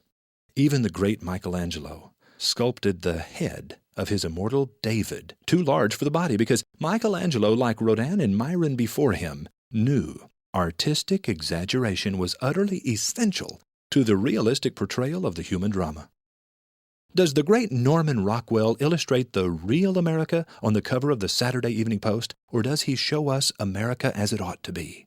An America that each of us sees ever in our hearts, though never with our eyes. If it sounds like I'm trying to defend the highly criticized practice of overstatement in the fine art of advertising, well, perhaps I am. But before you condemn all advertising professionals as liars, tricksters, hucksters, and charlatans, consider for a moment a stanza from a popular song. If you took all the girls I knew when I was single and brought them all together for one night, it could never match my sweet imagination, 'cause everything looks worse in black and white. When the goal is to pierce through the tough, emotion-repellent fabric we call intellect, so that we might speak more deeply to the needs of the heart, it appears to me that the great painters, sculptors, illustrators, and musicians point us toward the use of artistic exaggeration, 'cause everything looks worse in black and white.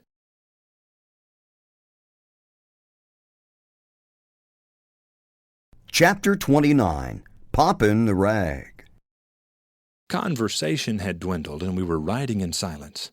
Dad and I were rolling down the interstate listening to the radio when the music faded and the DJ began an energetic live ad for one of the advertisers. I'll always remember what Dad said when the announcer had finished his pitch. "That fella reminds me of a kid in New Orleans." Sorry, Dad, you lost me. I was walking down Bourbon Street early one morning when I stopped to watch a young boy shine a man's shoes. The customer was sitting high up on this chair like a king on his throne, and this kid was nothing but a blur of sparks and elbows. He was really getting after it. Pop, crack, pow went the shoe shine rag, and I figured that man was going to walk off that stand with the shiniest shoes ever worn on human feet.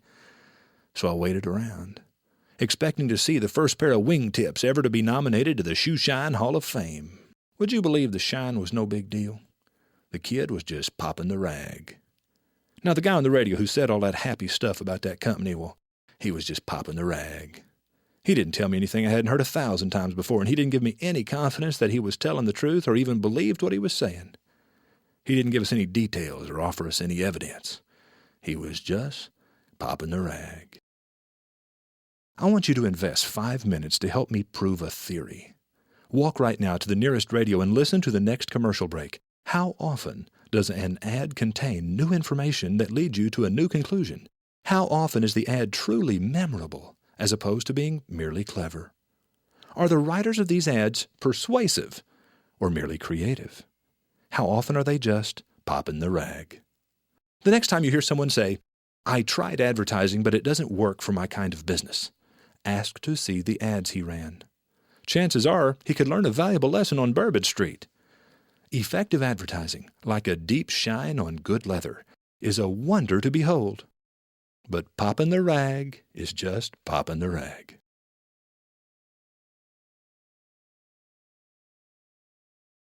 Chapter 30, Intrusive Visibility. A location with intrusive visibility will cost you plenty to buy, rent, or lease, but it's usually the most efficient advertising your ad dollar can buy. One of my favorite success stories revolves around the decision to move a 40-year-old store exactly 1 mile. The pivotal moment came when the client said, "I like the location, but it would cost $80,000 a year, and my occupancy budget is only $60,000. I told him, "Take the additional $20,000 from the ad budget. We can do more with a $40,000 ad budget in that location than with a $60,000 ad budget somewhere else." The land was purchased, the building built, and opening day was soon upon us. Having borrowed heavily, my anxious client phoned for some advertising magic to fill his new store with customers. I said, "Buy a banner 4 feet high and 20 feet long that says, 'Now open,' on both sides. Place it perpendicular to the road so that traffic can see it from both directions." "Okay, what else?" "That's it. That's all we're going to do. I don't believe you have the inventory or the staff to handle more of a crowd than the banner will bring." My client's sales volume during the first 3 months exceeded the previous 12. The secret? Intrusive visibility. Tens of thousands of people had seen the store under construction, and every one of them was curious to see inside. Why? Intrusive visibility. Don't confuse intrusive visibility with mere visibility or traffic count. Intrusive visibility is the quality that sets landmarks apart from scenery. How do you determine whether a location has intrusive visibility? Simple. Intrusive visibility means people see you when they're not looking for you. Intrusive visibility means the average person can immediately picture the building in his mind when you casually mention its location. Intrusive visibility isn't always available, but when you can get it, it's worth whatever price you have to pay.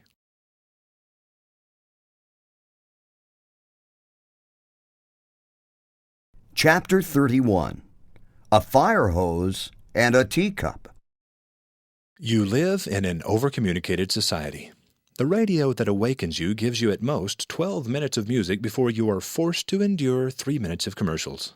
Still half asleep, you roll out of bed to see your newspaper beckoning from your driveway, even as your television clamors for your attention. You find advertising on your cereal box, coupons in your coffee, billboards alongside the road. You go to a restaurant for a relaxing meal, only to be bombarded by messages in the windows, advertising on the placemats, and those evil little signs next to the salt and pepper shakers that tempt you with pictures of desserts you don't need. Then the waiter arrives to tell you about today's specials. In the words of a well-known comic strip character, information is gushing toward your brain like a fire hose aimed at a teacup. Is it any wonder people hate advertising? The noise of color and sound we endure each day can make us feel like we're living on the midway surrounded by carnival barkers shouting for our attention. There's more to see and do than we can possibly accomplish. Being intelligent creatures, we have developed complex defenses to guard us from this blight of color and sound. We've become immune to many phrases, statements, and tones of voice. Don't believe me? There are literally dozens of advertisers in your city who are spending gigantic sums to scream. Highest quality at the lowest prices. Can you name them? On the other hand, there's a quiet, down-home fellow who drawls, "We'll leave the light on for you." Can you tell me who he represents? The public no longer pays attention to advertising that is obviously advertising because it is, after all, only advertising. The best and the worst ads today are a new breed I call non-ads. The best non-ads clearly communicate the benefit of a product in a style that does not seem like advertising. The worst get so carried away with style that they lose their message entirely. They fascinate, but say absolutely nothing. Non-ads can be very persuasive, but like anything powerful, they can also be dangerous when used improperly. If your advertising tells your story the way one person speaks to another, and without any of the cliches or unsubstantiated claims that muddle most ads, then you've probably created a good non-ad. Your staff may tell you the ads don't sound right because they aren't slick like the other ads. But isn't that exactly what you're trying to accomplish?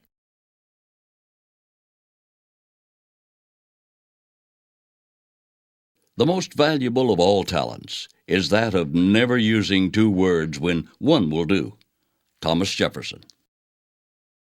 Chapter 32. A few magic words. Vision, passion, faith, tenacity, perseverance, sacrifice. These things are part of a time-tested formula for success that's difficult to teach and painful to learn. When the world sees a thriving business, the usual assumption is that the owner came up with a new angle or gimmick. To the casual observer, he was lucky. Little is said or remembered about the man's failures, mistakes, or struggles. He was simply lucky. At our firm, the most difficult clients we serve are those who believe there's an angle or gimmick we can supply that will enable them to harvest easy money. When we ask these clients to tell us what makes their company different or special or better than their competitors, their standard reply is, "Nothing. That's what we pay you for." The only real power we have as ad consultants is the ability to help the client tell his story as convincingly as possible. The assumption, of course, is that each client has a story to tell. To create a meaningful ad campaign, we must have the client's cooperation in helping us define his unique selling proposition. Too often, though, the client simply says, "Just bring more customers through our door. If you bring them in, we can sell them. What we need is more traffic." Gee, what a great idea. Why didn't I think of that? Good advertising would never be enough to save a restaurant known for lousy food. Yet the chef would undoubtedly tell us, "Your job is to bring more customers through the door. If you bring them in, we can feed them."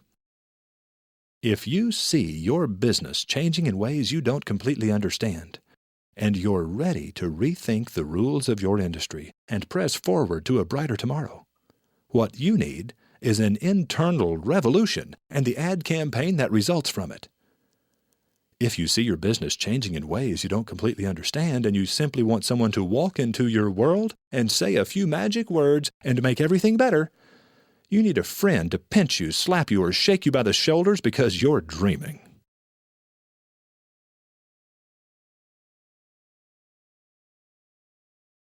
Chapter 33.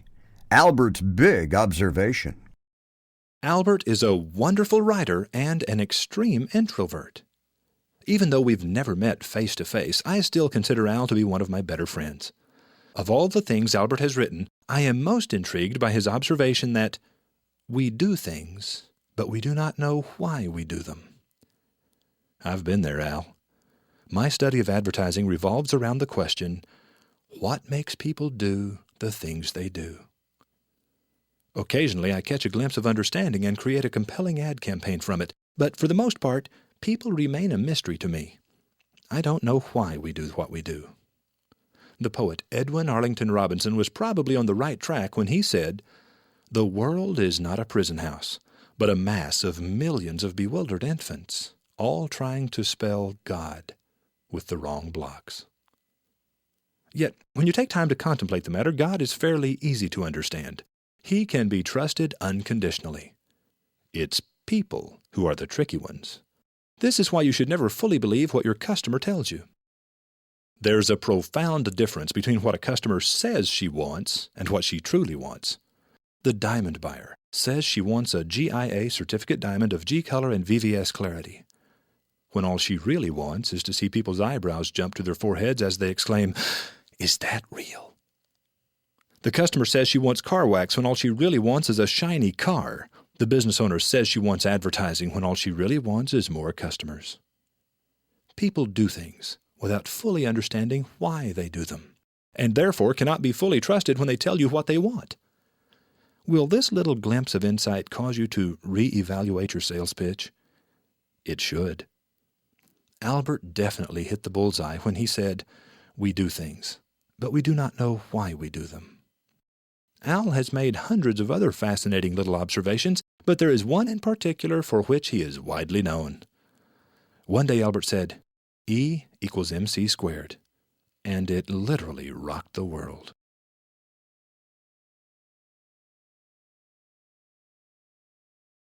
Chapter 34. When you need to advertise in the worst possible way. When you need to advertise in the worst possible way, there are 10 easy steps. Step 1. Concentrate on reaching the right people. There are plenty of wrong people out there who can't possibly do your business any good. Step 2. Make sure you reach the largest number of right people you can possibly reach. It isn't important how often you reach them. Step 3. Don't worry about what your ad says. The only thing that matters is whether your delivery is smooth, professional, and classy. Step 4. Fill your ads with the kind of phrases and claims you've heard in other commercials. Your ad should sound like an ad. Step 5. Discontinue any ad your friends don't like. Listen to what your neighbors say. Any ad that makes people uncomfortable can't possibly work. Step 6. Let a TV or radio ad run just 20 to 30 times, then change it. Everyone has heard it and understands it by now. Step 7. Don't be concerned about whether or not your delivery vehicle is intrusive. Passive advertising works just as well. Step 8. Expect the public to have an intimate knowledge of your product. Use language unique to your industry. Step 9. Impress the public. Prove your superior taste. The public is paying strict attention and doesn't miss a thing. Beautify the pages of the newspapers and magazines. People care more about your taste than about what your product will do for them. Step 10. After completing steps 1 through 9, if you feel your advertising isn't working, what did you expect? These are the steps for advertising in the worst possible way.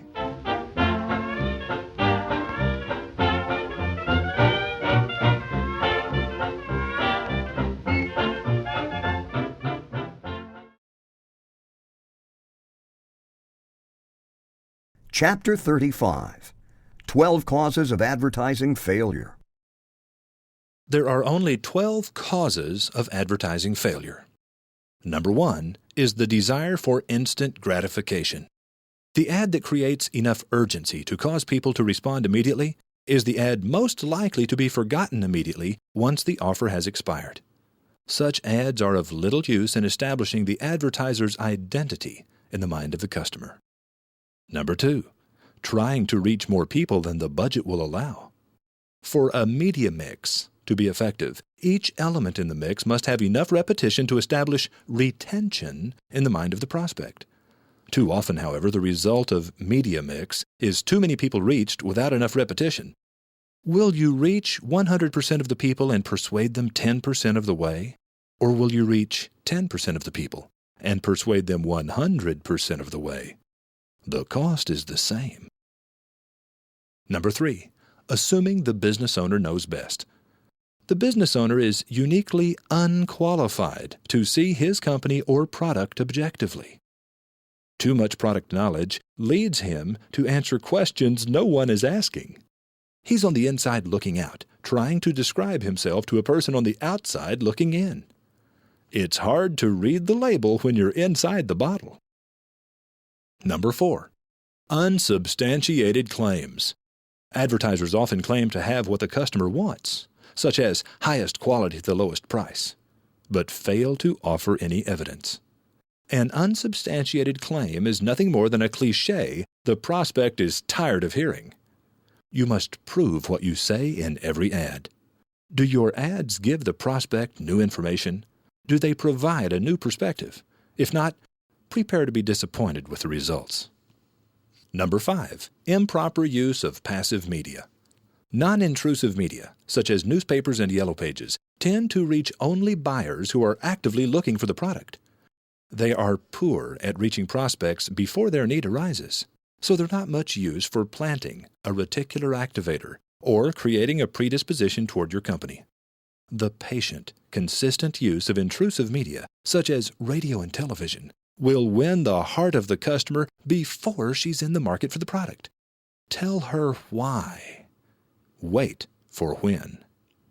Number 6, creating ads instead of campaigns. It's foolish to believe that a single ad can ever tell the entire story. The most effective, persuasive, and memorable ads are those most like a rhinoceros. They make a single point very powerfully. An advertiser with 17 different things to say should commit to a campaign of at least 17 different ads, repeating each ad enough to stick in the prospect's mind. Number 7, obedience to unwritten rules. For some insane reason, advertisers want their ads to look and sound like ads. Why? 8, late week schedules. Advertisers justify their obsession with Thursday and Friday advertising by saying, "We need to reach the customer just before she goes shopping." Why do these advertisers choose to compete for the customer's attention each Thursday and Friday when they could have a nice quiet chat all alone with her on Sunday, Monday, and Tuesday? Number 9, overconfidence in qualitative targeting. Many advertisers and media professionals grossly overestimate the importance of audience quality. In reality, saying the wrong thing has killed far more ad campaigns than reaching the wrong people. It's amazing how many people become the right people when you're saying the right thing. Number 10, event-driven marketing. A special event should be judged only by its ability to help you more clearly define your market position and substantiate your claims. If 1% of the people who hear your ad for a special event choose to come, you will be in desperate need of a traffic cop and a bus to shuttle people from distant parking lots. Yet your real investment will be in the 99% who did not come. What did your ad say to these people? Number 11, great production without great copy. Too many ads today are creative without being persuasive. Slick, clever, funny, creative, and different are very poor substitutes for informative, believable, memorable, and persuasive. Number 12, confusing reactions with results. The goal of advertising is to create a clear awareness of your company and its unique selling proposition. Unfortunately, most advertisers evaluate their ads by the comments they hear from the people around them. When we mistake mere response for results, we create attention-getting ads that say absolutely nothing.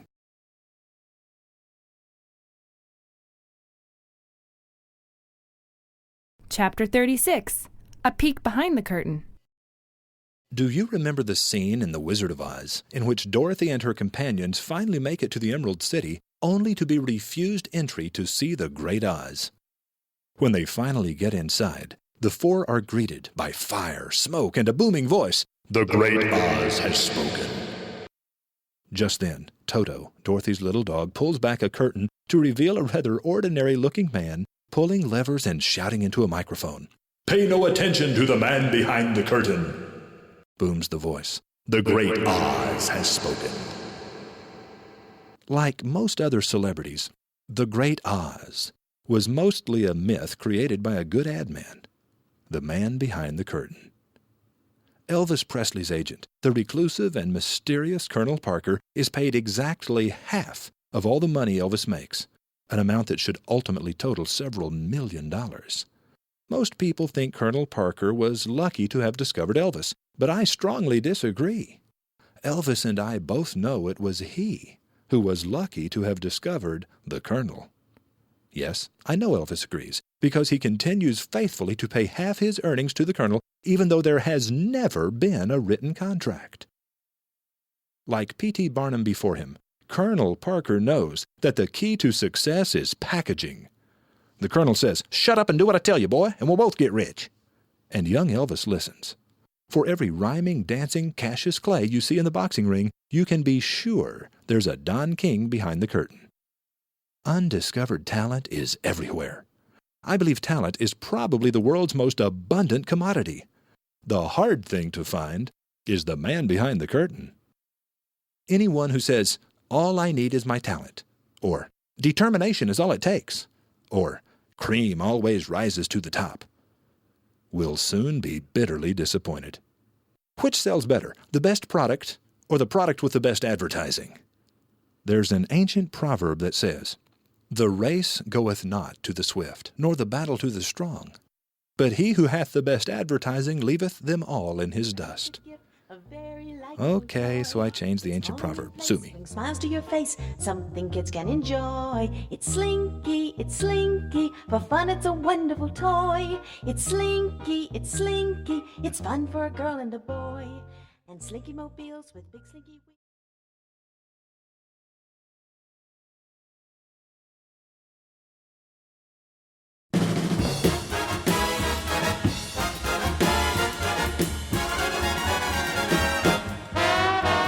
Part 2.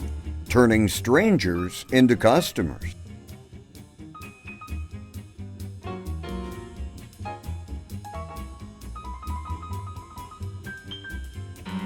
Chapter 37. The Best Salesman I Ever Knew.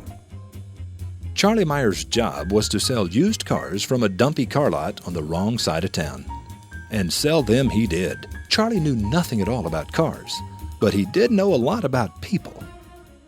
The thing I remember best about Charlie was his upbeat attitude. Charlie was instantly and forever your friend.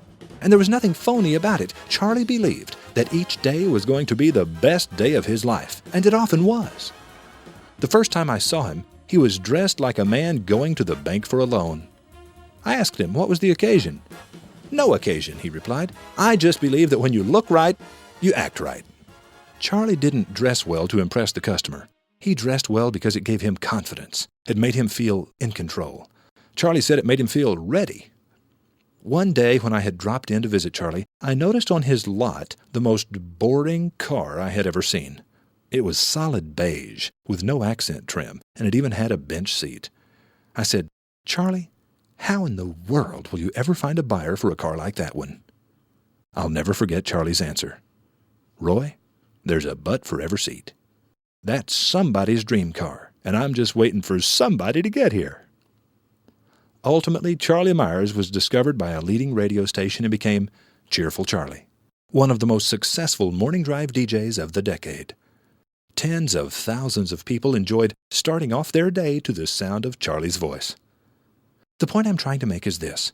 Contrary to popular belief, Selling isn't about having the right inventory. As Cheerful Charlie so eloquently phrased it, there's a but for every seat. Selling is simply acting right. In case you haven't yet figured it out, this story isn't about my friend Cheerful Charlie, his opportunities, his inventory, or his customers. It's about you. Your opportunities. They're all around you. Your inventory. It's far more exciting than Charlie's. And your customers. They're ready to buy, and they're ready to buy today. Now go sell something.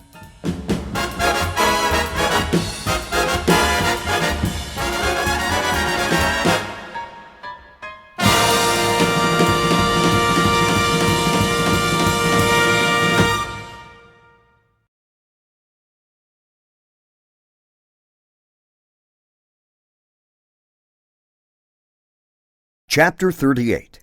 Cecil, Charlie, and Lagniappe.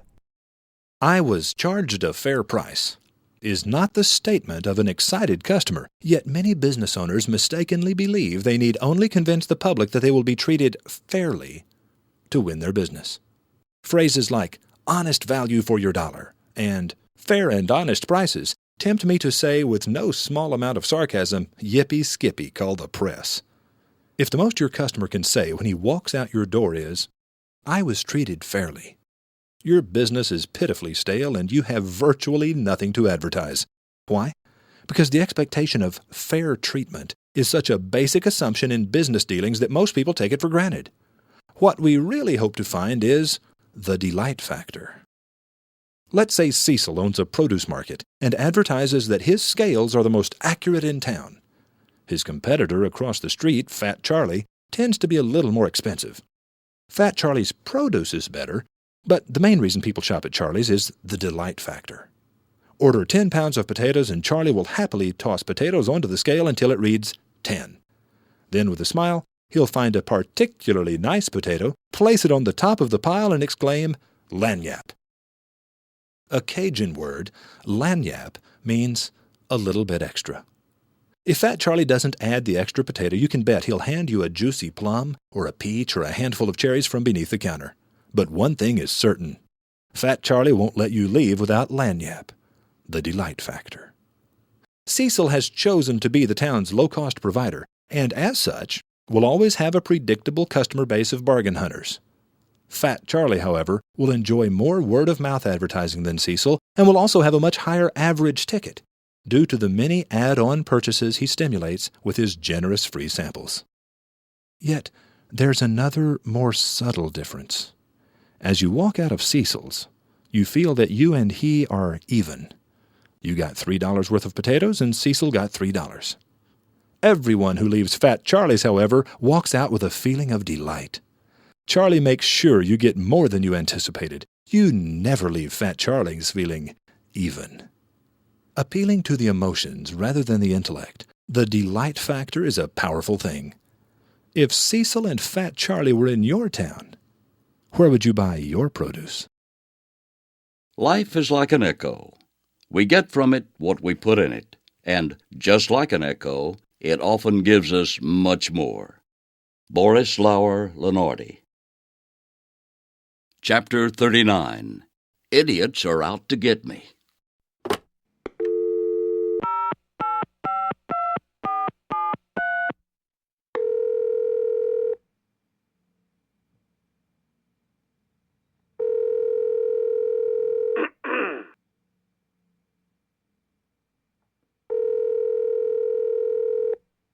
The telephone rang and rang and rang.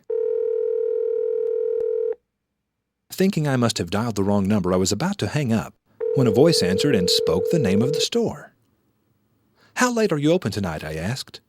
We close at 6 o'clock sharp, answered my anxious-to-leave young friend. I had barely enough time to get there, but I really needed the item.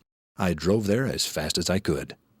As I walked through the door, the greeter looked at her watch with a frown, then glared at me. This much was clear. These people wanted to go home, and I was keeping them from it. I was an unwelcome guest, and they wanted me gone. I found what I needed as quickly as I could, not daring to look at any other merchandise. Digging cash out of my pocket, I hurried toward checkout. Then I saw the line. 14 registers, only one of them open. You know the place, right? While I waited in line, I watched as dozens of shoppers tried to enter the store only to find the door locked. There might as well have been an employee standing out there shouting, "Go away, people, go away! You've got to leave the office early if you want to shop here!" Finally, it was my turn to give the cashier my money. $30.32, please, she said. Anxious to help her make change, I gave her 3 dimes, 2 pennies, and a $50 bill. $50.32, I said. She stared at the 50 as if she had never seen one. Then she walked away to locate a manager. Time passed. The people in line behind me grew restless. One sighed deeply. Another muttered something that sounded like sunny beaches. Finally, the cashier returned, dropped some money into my hand, and announced, 1968. Of course, I pointed out her mistake, right? No, I didn't. Only one person in 27 will say something in this situation, and I am one of the 26. I walked out to my car feeling sorry for whoever was in charge of advertising. When the sales volume of that store starts to slide, the ad manager will be called on the carpet and explanations will be demanded. This is when the ad manager should say, "This store pays lousy and hires idiots and doesn't train them, and people come here only as a last resort because they're fed up with our incompetence." But the truth would sound like blame shifting. So the ad manager will probably just hang his head, grind his toe into the carpet, and promise that he'll try to do better next time. Chapter 40. Does anyone lack ambition? When people want to pay a business person a compliment, they often say he has a lot of ambition. But ambition is as common as dirt. I've yet to meet a person who lacks it. I am therefore not convinced it is part of the great American formula for success. I believe the vital ingredient is initiative. Initiative means you take action. You work with what you've got. You never stand around waiting for instructions. You do something even if it's wrong. People who lack initiative hesitate to do what they cannot do well. Ambition without initiative is simply daydreaming. An employee who has ambition without initiative spends his days trying to figure out what you can do for him. The employee with initiative is the one who figures out what he can do for you. Both employees have ambition, but which do you think will rise higher, make more money, have more job offers? Employees with initiative are needed, and they are needed badly. They are needed in every business in America. They are needed because they find solutions for the problems pointed out by the merely ambitious. They are the glue that holds a business together.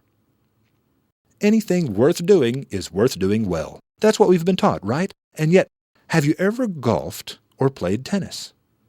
Did you play well your first time out? No. But you went back and played badly a second time because you understood that playing badly was part of the price of learning to play well. A person with initiative says, "Anything worth doing is worth doing badly until I've learned to do it better. If it's worth doing, it's worth doing." Always be quick to forgive the employee whose initiative causes trouble. In the final analysis, this person is a gift from heaven. I do the best I know how, the very best I can, and I mean to keep on doing it to the end. If the end brings me out all right, what is said against me will not amount to anything.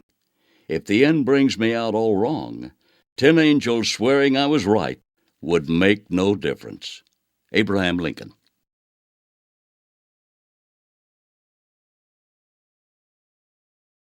Chapter 41. A Breakfast Biscuit with Coffee. "Roy," said my friend Carl, "contrary to popular belief, the opposite of love isn't hate." After a moment's consideration, I turned and looked at him quizzically. Carl explained, "The opposite of love, my friend, is indifference." I've decided Carl was right. Love and hate, powerful emotions both, are separated by only a thin line. We've all seen lovers become the bitterest of enemies and watched once bitter rivals become the greatest of friends. Love and hate have much in common. The opposite of both is indifference. There are many companies in America to which I'm totally indifferent, companies that to me are invisible. Perhaps the most invisible of all were Hardee's fast food restaurants. Hardee's invisibility began when I stopped at one in Missouri and witnessed a very uncomfortable moment at the sales counter. It could easily have happened anywhere, but it happened at Hardee's. A few days later, at another Hardee's, the egg was cold on my breakfast biscuit. Doubtless they would have gladly replaced it, but not wanting to complain, I just threw it away. The following weekend, when Penny suggested we pull into Hardee's, I objected. She told me I was being silly, and I probably was, but 5 minutes after we pulled away from the drive-thru window, Hardee's fate was sealed. My iced teacup had a tiny hole in the bottom.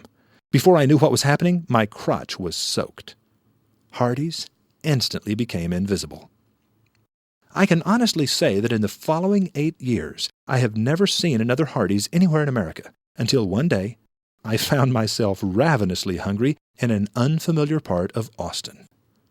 The only eatery in sight was Hardee's. Reluctantly, I pulled up to the drive-thru microphone and ordered a breakfast biscuit with coffee. "Would you like cream in your coffee, sir?" asked a pleasant voice. "Sure, cream would be nice," I answered. "1 container or 2? "I'd like 2, please. Thanks for asking," I said, thinking, when did fast food places start giving this kind of service? "Would you like me to go ahead and stir the cream into the coffee for you, sir?" Wow! Hardee's not only became visible in my world, it became larger than life. With service like that, is it any wonder I decided the biscuit was the best I had ever eaten? A lady whose face I never saw renewed my confidence in Hardee's simply by offering to stir the cream into my coffee. Have you ever tried stirring cream into coffee while driving a car? Why has no one else ever offered to stir cream into my coffee? Am I the only person in America who is this trivial, petty, and autocratic? Or is there a chance the people who do business with your company might be as easily won or lost? The fate of your company is in the hands of your people. Train them well.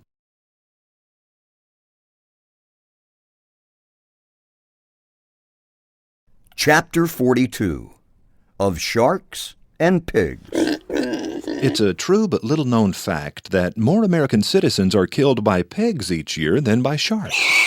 I believe this is also true of American businesses. Business owners spend most of their time worrying about the sharks, those diabolical demon competitors, though it's far more likely to be the pigs who kill the company. The pigs are the employees who would rather lie in the mud and oink than jump through hoops for a customer. The pigs are the middle managers who are more concerned with getting the most out of the company than with getting the most out of their staff. The pigs are the owners whose only thoughts are for short-term profits. A healthy, pig-free company is one with a powerful sense of mission and purpose, a company with values that run deep enough to create a strong company culture. I've always known this to be true, but until now, I've lacked the bona fide evidence to convince you. In their most recent book, James Collins and Jerry Porras share some fascinating data from their research on corporate success. If a person had invested $1 in a group of average companies in 1926, his investment would be worth $415 today. Had he invested in good companies, he would have $995. But when Collins and Porras focused their investigation on companies built on a core ideology, companies that refused to compromise their essential values, that remained true to their sense of mission even when it meant turning away from short-term profits, the hypothetical dollar paid back $6,356. Bill Baxter owns 11 gas stations. Bill was a Marine, and I'll bet he was a good one, because his staff of more than 50 gas station attendants is the most electric bunch of people you'll ever encounter. The services they perform are done exactly right and extraordinarily fast because these people love their work. With uniforms crisp and attitudes bright, Bill's employees fill the tank, check the oil, inflate the tires, wash the windows with amazing speed. Bill Baxter never has the cheapest gasoline, but he always has the most customers. The marvelous profitability of Bill's company is merely the byproduct of his passion for exceptional customer service and crisp corporate discipline. Sharks be damned. Bill Baxter ignores the sharks and makes bacon of the pigs, and it seems to work pretty well for him. Maybe we should give it a try. Chapter 43, which means... Features and benefits. Isn't this always lesson 1 in any sales training program? Yet few of us ever master the art of translating the feature into a benefit our customer's prepared to buy. This car has a V8 engine. You'll love it. The clarity grade of this diamond is SI1. That's just above SI2 and I1, but below flawless, VVS, and VS. We use a timed-release granulated fertilizer instead of liquid. It works much better. These bed sheets have 330 threads per inch, while most have only 180. Obviously, these salespeople have assumed the customer has a level of understanding he simply does not have. The salesperson often knows too much about his business and consequently assumes such information to be common knowledge. Being on the inside looking out, the salesperson thinks, heck, everyone knows that, but not everyone does. It's an easy trap to fall into, and the most knowledgeable salespeople are the most likely to do it. How can we guard against making statements concerning features without benefit? A client shared a tip with me recently that he said was making him a lot of money. BJ has trained himself to silently add the words, which means, to the end of every statement he makes during a sales presentation. The result is that he is continually reminded to translate all the objective, intellectual features of his product into the meaningful, desirable benefits they represent. This car has a V8 engine, which means it will last longer because it doesn't have to work as hard as a smaller engine. You'll also have the power to pass in traffic, and most important, you'll have the acceleration to get out of the way of traffic accidents before they happen. The clarity grade of this diamond is SI1, which means there are no visible inclusions to the naked eye, which means there is nothing whatsoever to detract from its amazing beauty, which means this diamond will appear flawless to anyone who sees it on her finger. We use a timed-release granulated fertilizer, which means your lawn will be fed fertilizer in small amounts each day, which means your grass will stay green much longer than if we used liquid fertilizer. These sheets have 330 threads per inch, which means they will feel much softer on your skin and last much longer than normal sheets, which have only 180 threads per inch. Learn to translate features into the language of the customer, whose only question is this: what's in it for me? The customer will hear you when you speak his language.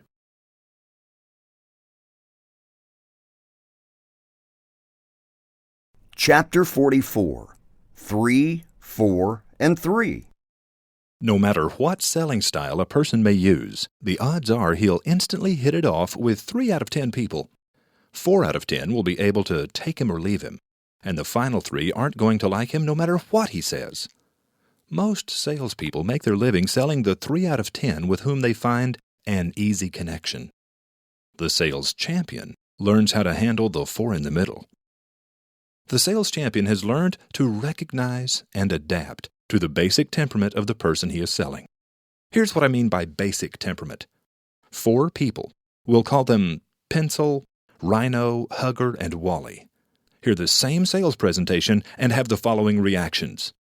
Pencil: I thought it was very informative. He knew his information. Rhino: I was bored out of my wits. Ask that guy for the time of day and he'll tell you how to build a clock.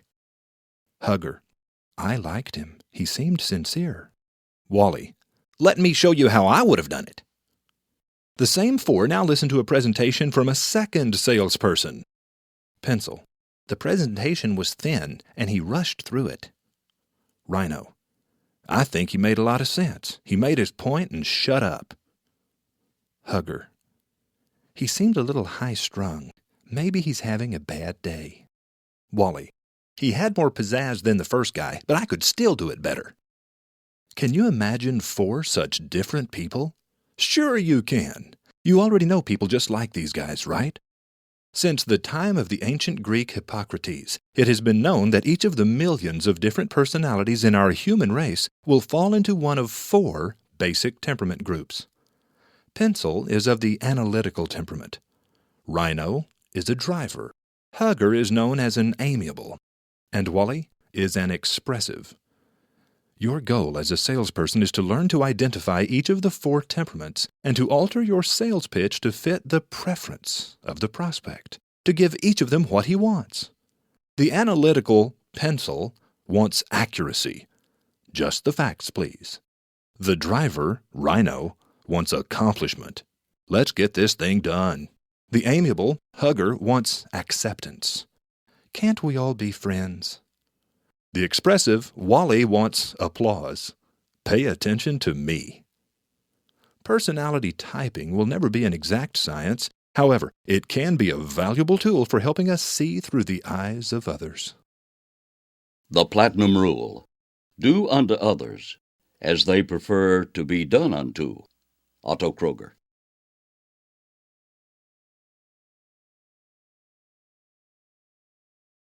Chapter 45, Flash. Commoners outnumber the rich. Think of all the truly wealthy people you've met. How many of them became wealthy by catering to the needs of the rich? It should take you only a moment to realize that very few wealthy people made their money by selling to rich people. Most of the rich made their millions by doing something incredibly basic, elemental, fundamental, simple. Learn this story of the people who live in the house on the hill, and you'll probably learn they own the rural garbage service in 12 counties. We made our money with trash trucks. Or their great-grandfather invented tubeless tires, or they make boxes. The amount of money you make will be determined by the size of problem you solve. There are two ways a problem can be considered big. A problem can be big because it threatens the peace of mind of a single individual. Heart surgeons are paid for solving this type of big problem. Another way a problem can be big is if it's shared by virtually everyone. How can I bundle these papers together without stapling them? Any idea how many paper clips are sold each year? People who make a living by serving the rich are called butlers. The man who sells to the classes will live with the masses. Sell to the masses, and you'll live with the classes.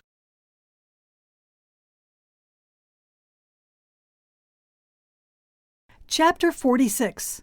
Yes, I'm prejudiced, so sue me.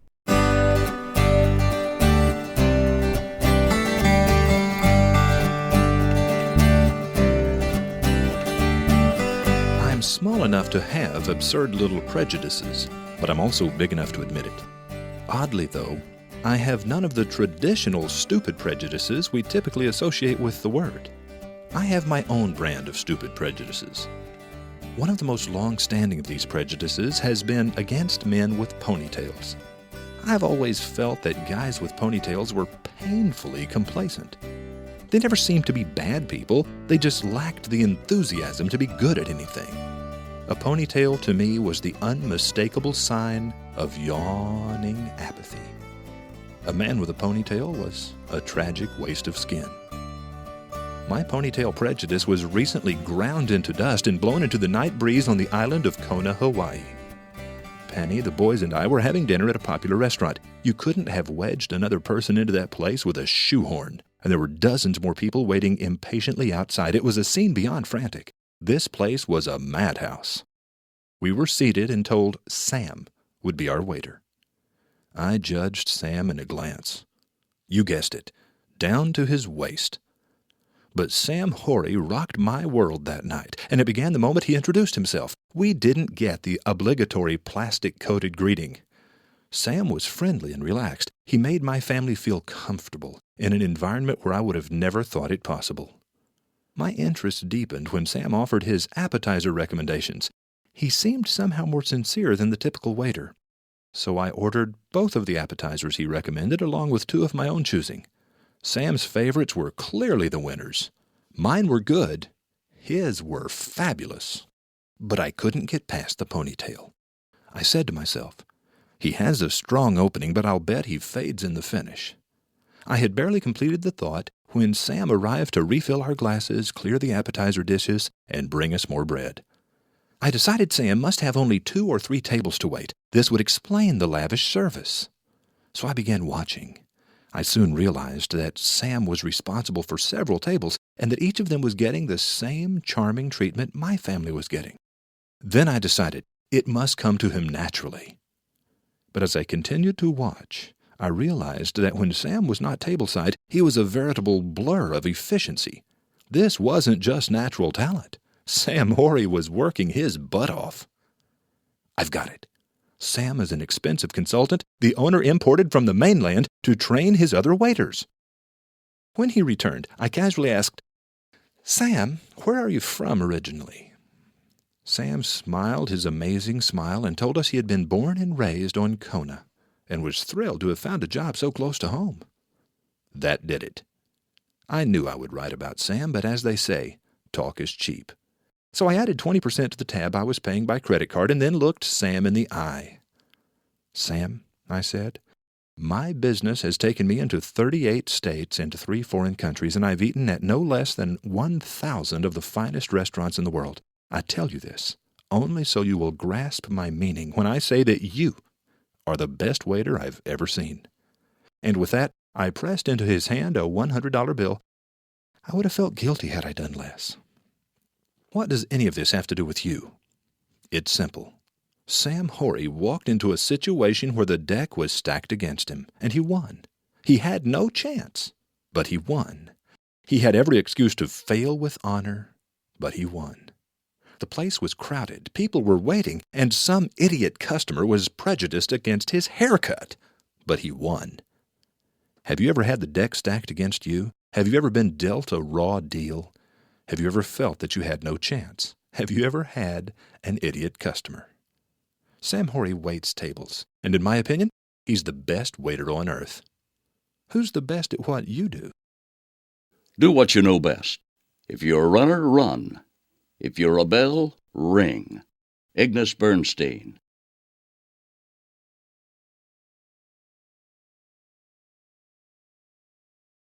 Chapter 47. A Caterpillar Named John Riley. John Riley is average in every way but one. When speaking of sports or cars or fishing or business or travel, John Riley is painfully, excruciatingly average. But let the discussion turn to wine, and this caterpillar named John Riley becomes a monarch butterfly before your eyes. The butterfly dance begins as Riley darts from shelf to shelf, snatching bottles and babbling phrases you don't completely understand. His harvest complete, Riley opens each bottle with the delicate precision of a neurosurgeon and slowly pours for each of the people watching. As the wine trickles into the glasses, Riley's eyes sparkle as he describes what you're about to taste. This Ravenswood single vineyard Zinfandel is as reckless and uninhibited as a New Orleans Mardi Gras. Sipping the wine, you taste uninhibited recklessness, and as surely as the sun rises in the east, hear faint echoes of jazz. Now, using his hands, John illustrates how the next wine is dripping with fruit. A rain shower of fruit has been captured in this very bottle. As you taste the wine, the sensation of fruit is like nothing you've ever experienced. John Riley's show is definitely worth the price of admission. My favorite Riley moment came when John gathered a faraway look in his eyes, and the room grew silent. He looked at each of us one at a time, then shook his head slowly from side to side as he stretched his hand gently toward a dusty bottle. I thought of Captain Ahab in Moby Dick as John Riley whispered in a voice thick with reverent awe, "The Philip Togny Cabernet is a dark, brooding monster." It was never my intention to acquire an expensive collection of wine. I just wanted to buy a few bottles for celebratory toasts at the office.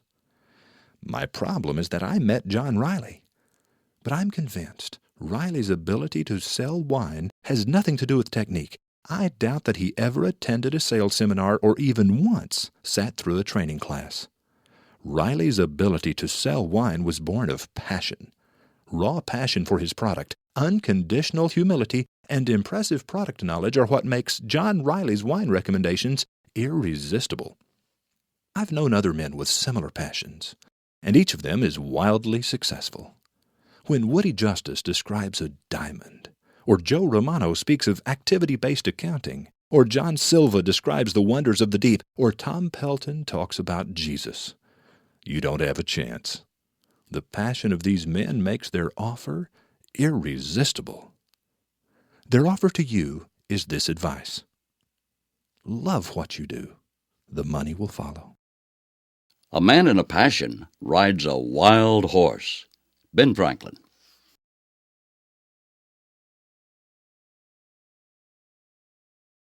Chapter 48. Abraham Lincoln. The name Abraham Lincoln conjures a lot of powerful images, doesn't it? Ask 10 people what Abe Lincoln means to them, and you're likely to get as many different answers. Freed the slaves, kept the nation together, stuck by Grant when Grant was criticized, taught himself to read and write with a piece of charcoal on the back of a shovel in a log cabin.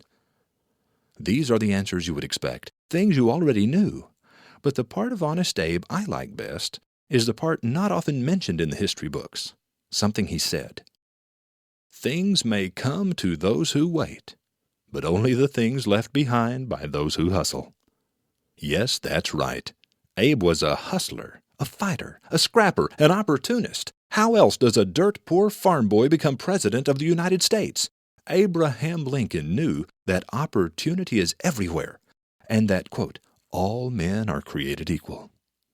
In Lincoln's eyes, the factors that set men apart were attitude and effort.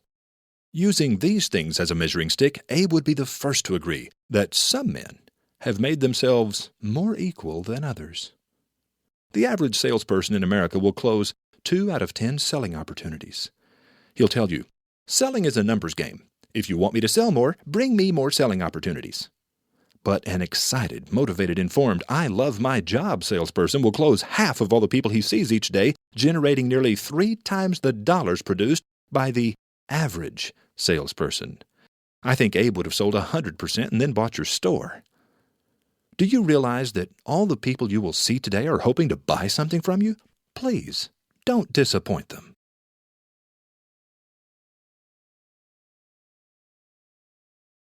Chapter 49. Management by Consensus. I have so often been told, it's lonely at the top, that I've concluded it must be loneliness that causes business owners to succumb to the degenerative, debilitating disease known as management by consensus. Symptoms include apathy, confusion, a lack of focus and direction, loss of the ability to wholeheartedly commit, and finally, financial decline. The most devastating effect of management by consensus, however, is analysis paralysis. Since we can't agree on a solution, we'll just study the problem some more. Please don't confuse the popular concept of employee empowerment with management by consensus. Employee empowerment means you give your employees the authority to do their jobs. Management by consensus means you give your employees the authority to do your job.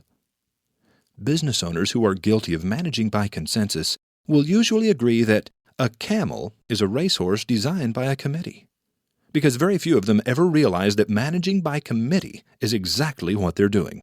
What? I'm not managing by committee. I always make the final decision. I just like to keep my team leaders involved. Abraham Lincoln was a gifted, visionary leader who also liked to keep his team leaders involved. Abe's team leaders were his presidential cabinet, and he always sought their input before making an important decision. On one historic occasion, when a vital measure was in debate, the cabinet members were unanimous in their recommendation against it. Lincoln listened intently, thanked each of them sincerely for their help, and closed by saying, I, however, vote yes. The measure passes. Lincoln sought the input of his team leaders, not their approval. Leadership is not a matter of genius. It's a matter of courage. I believe those business owners who manage by consensus do so because they want to share the responsibility for failure. Consensus lets them escape the haunting possibility they may someday have to look in the mirror and say, I alone was wrong.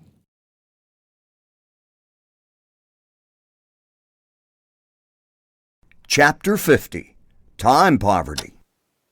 Time is the currency of our generation.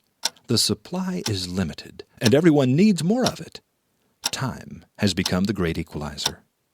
Each of us is given an identical 24 hours each day, and our success is largely determined by how we use these hours. A recent survey of American business owners revealed near unanimous agreement on the most important factors in considering an employee for advancement. Topping the list was the employee's ability to separate the important from the trivial, to prioritize. Employers don't want their people wasting time on that which is not important.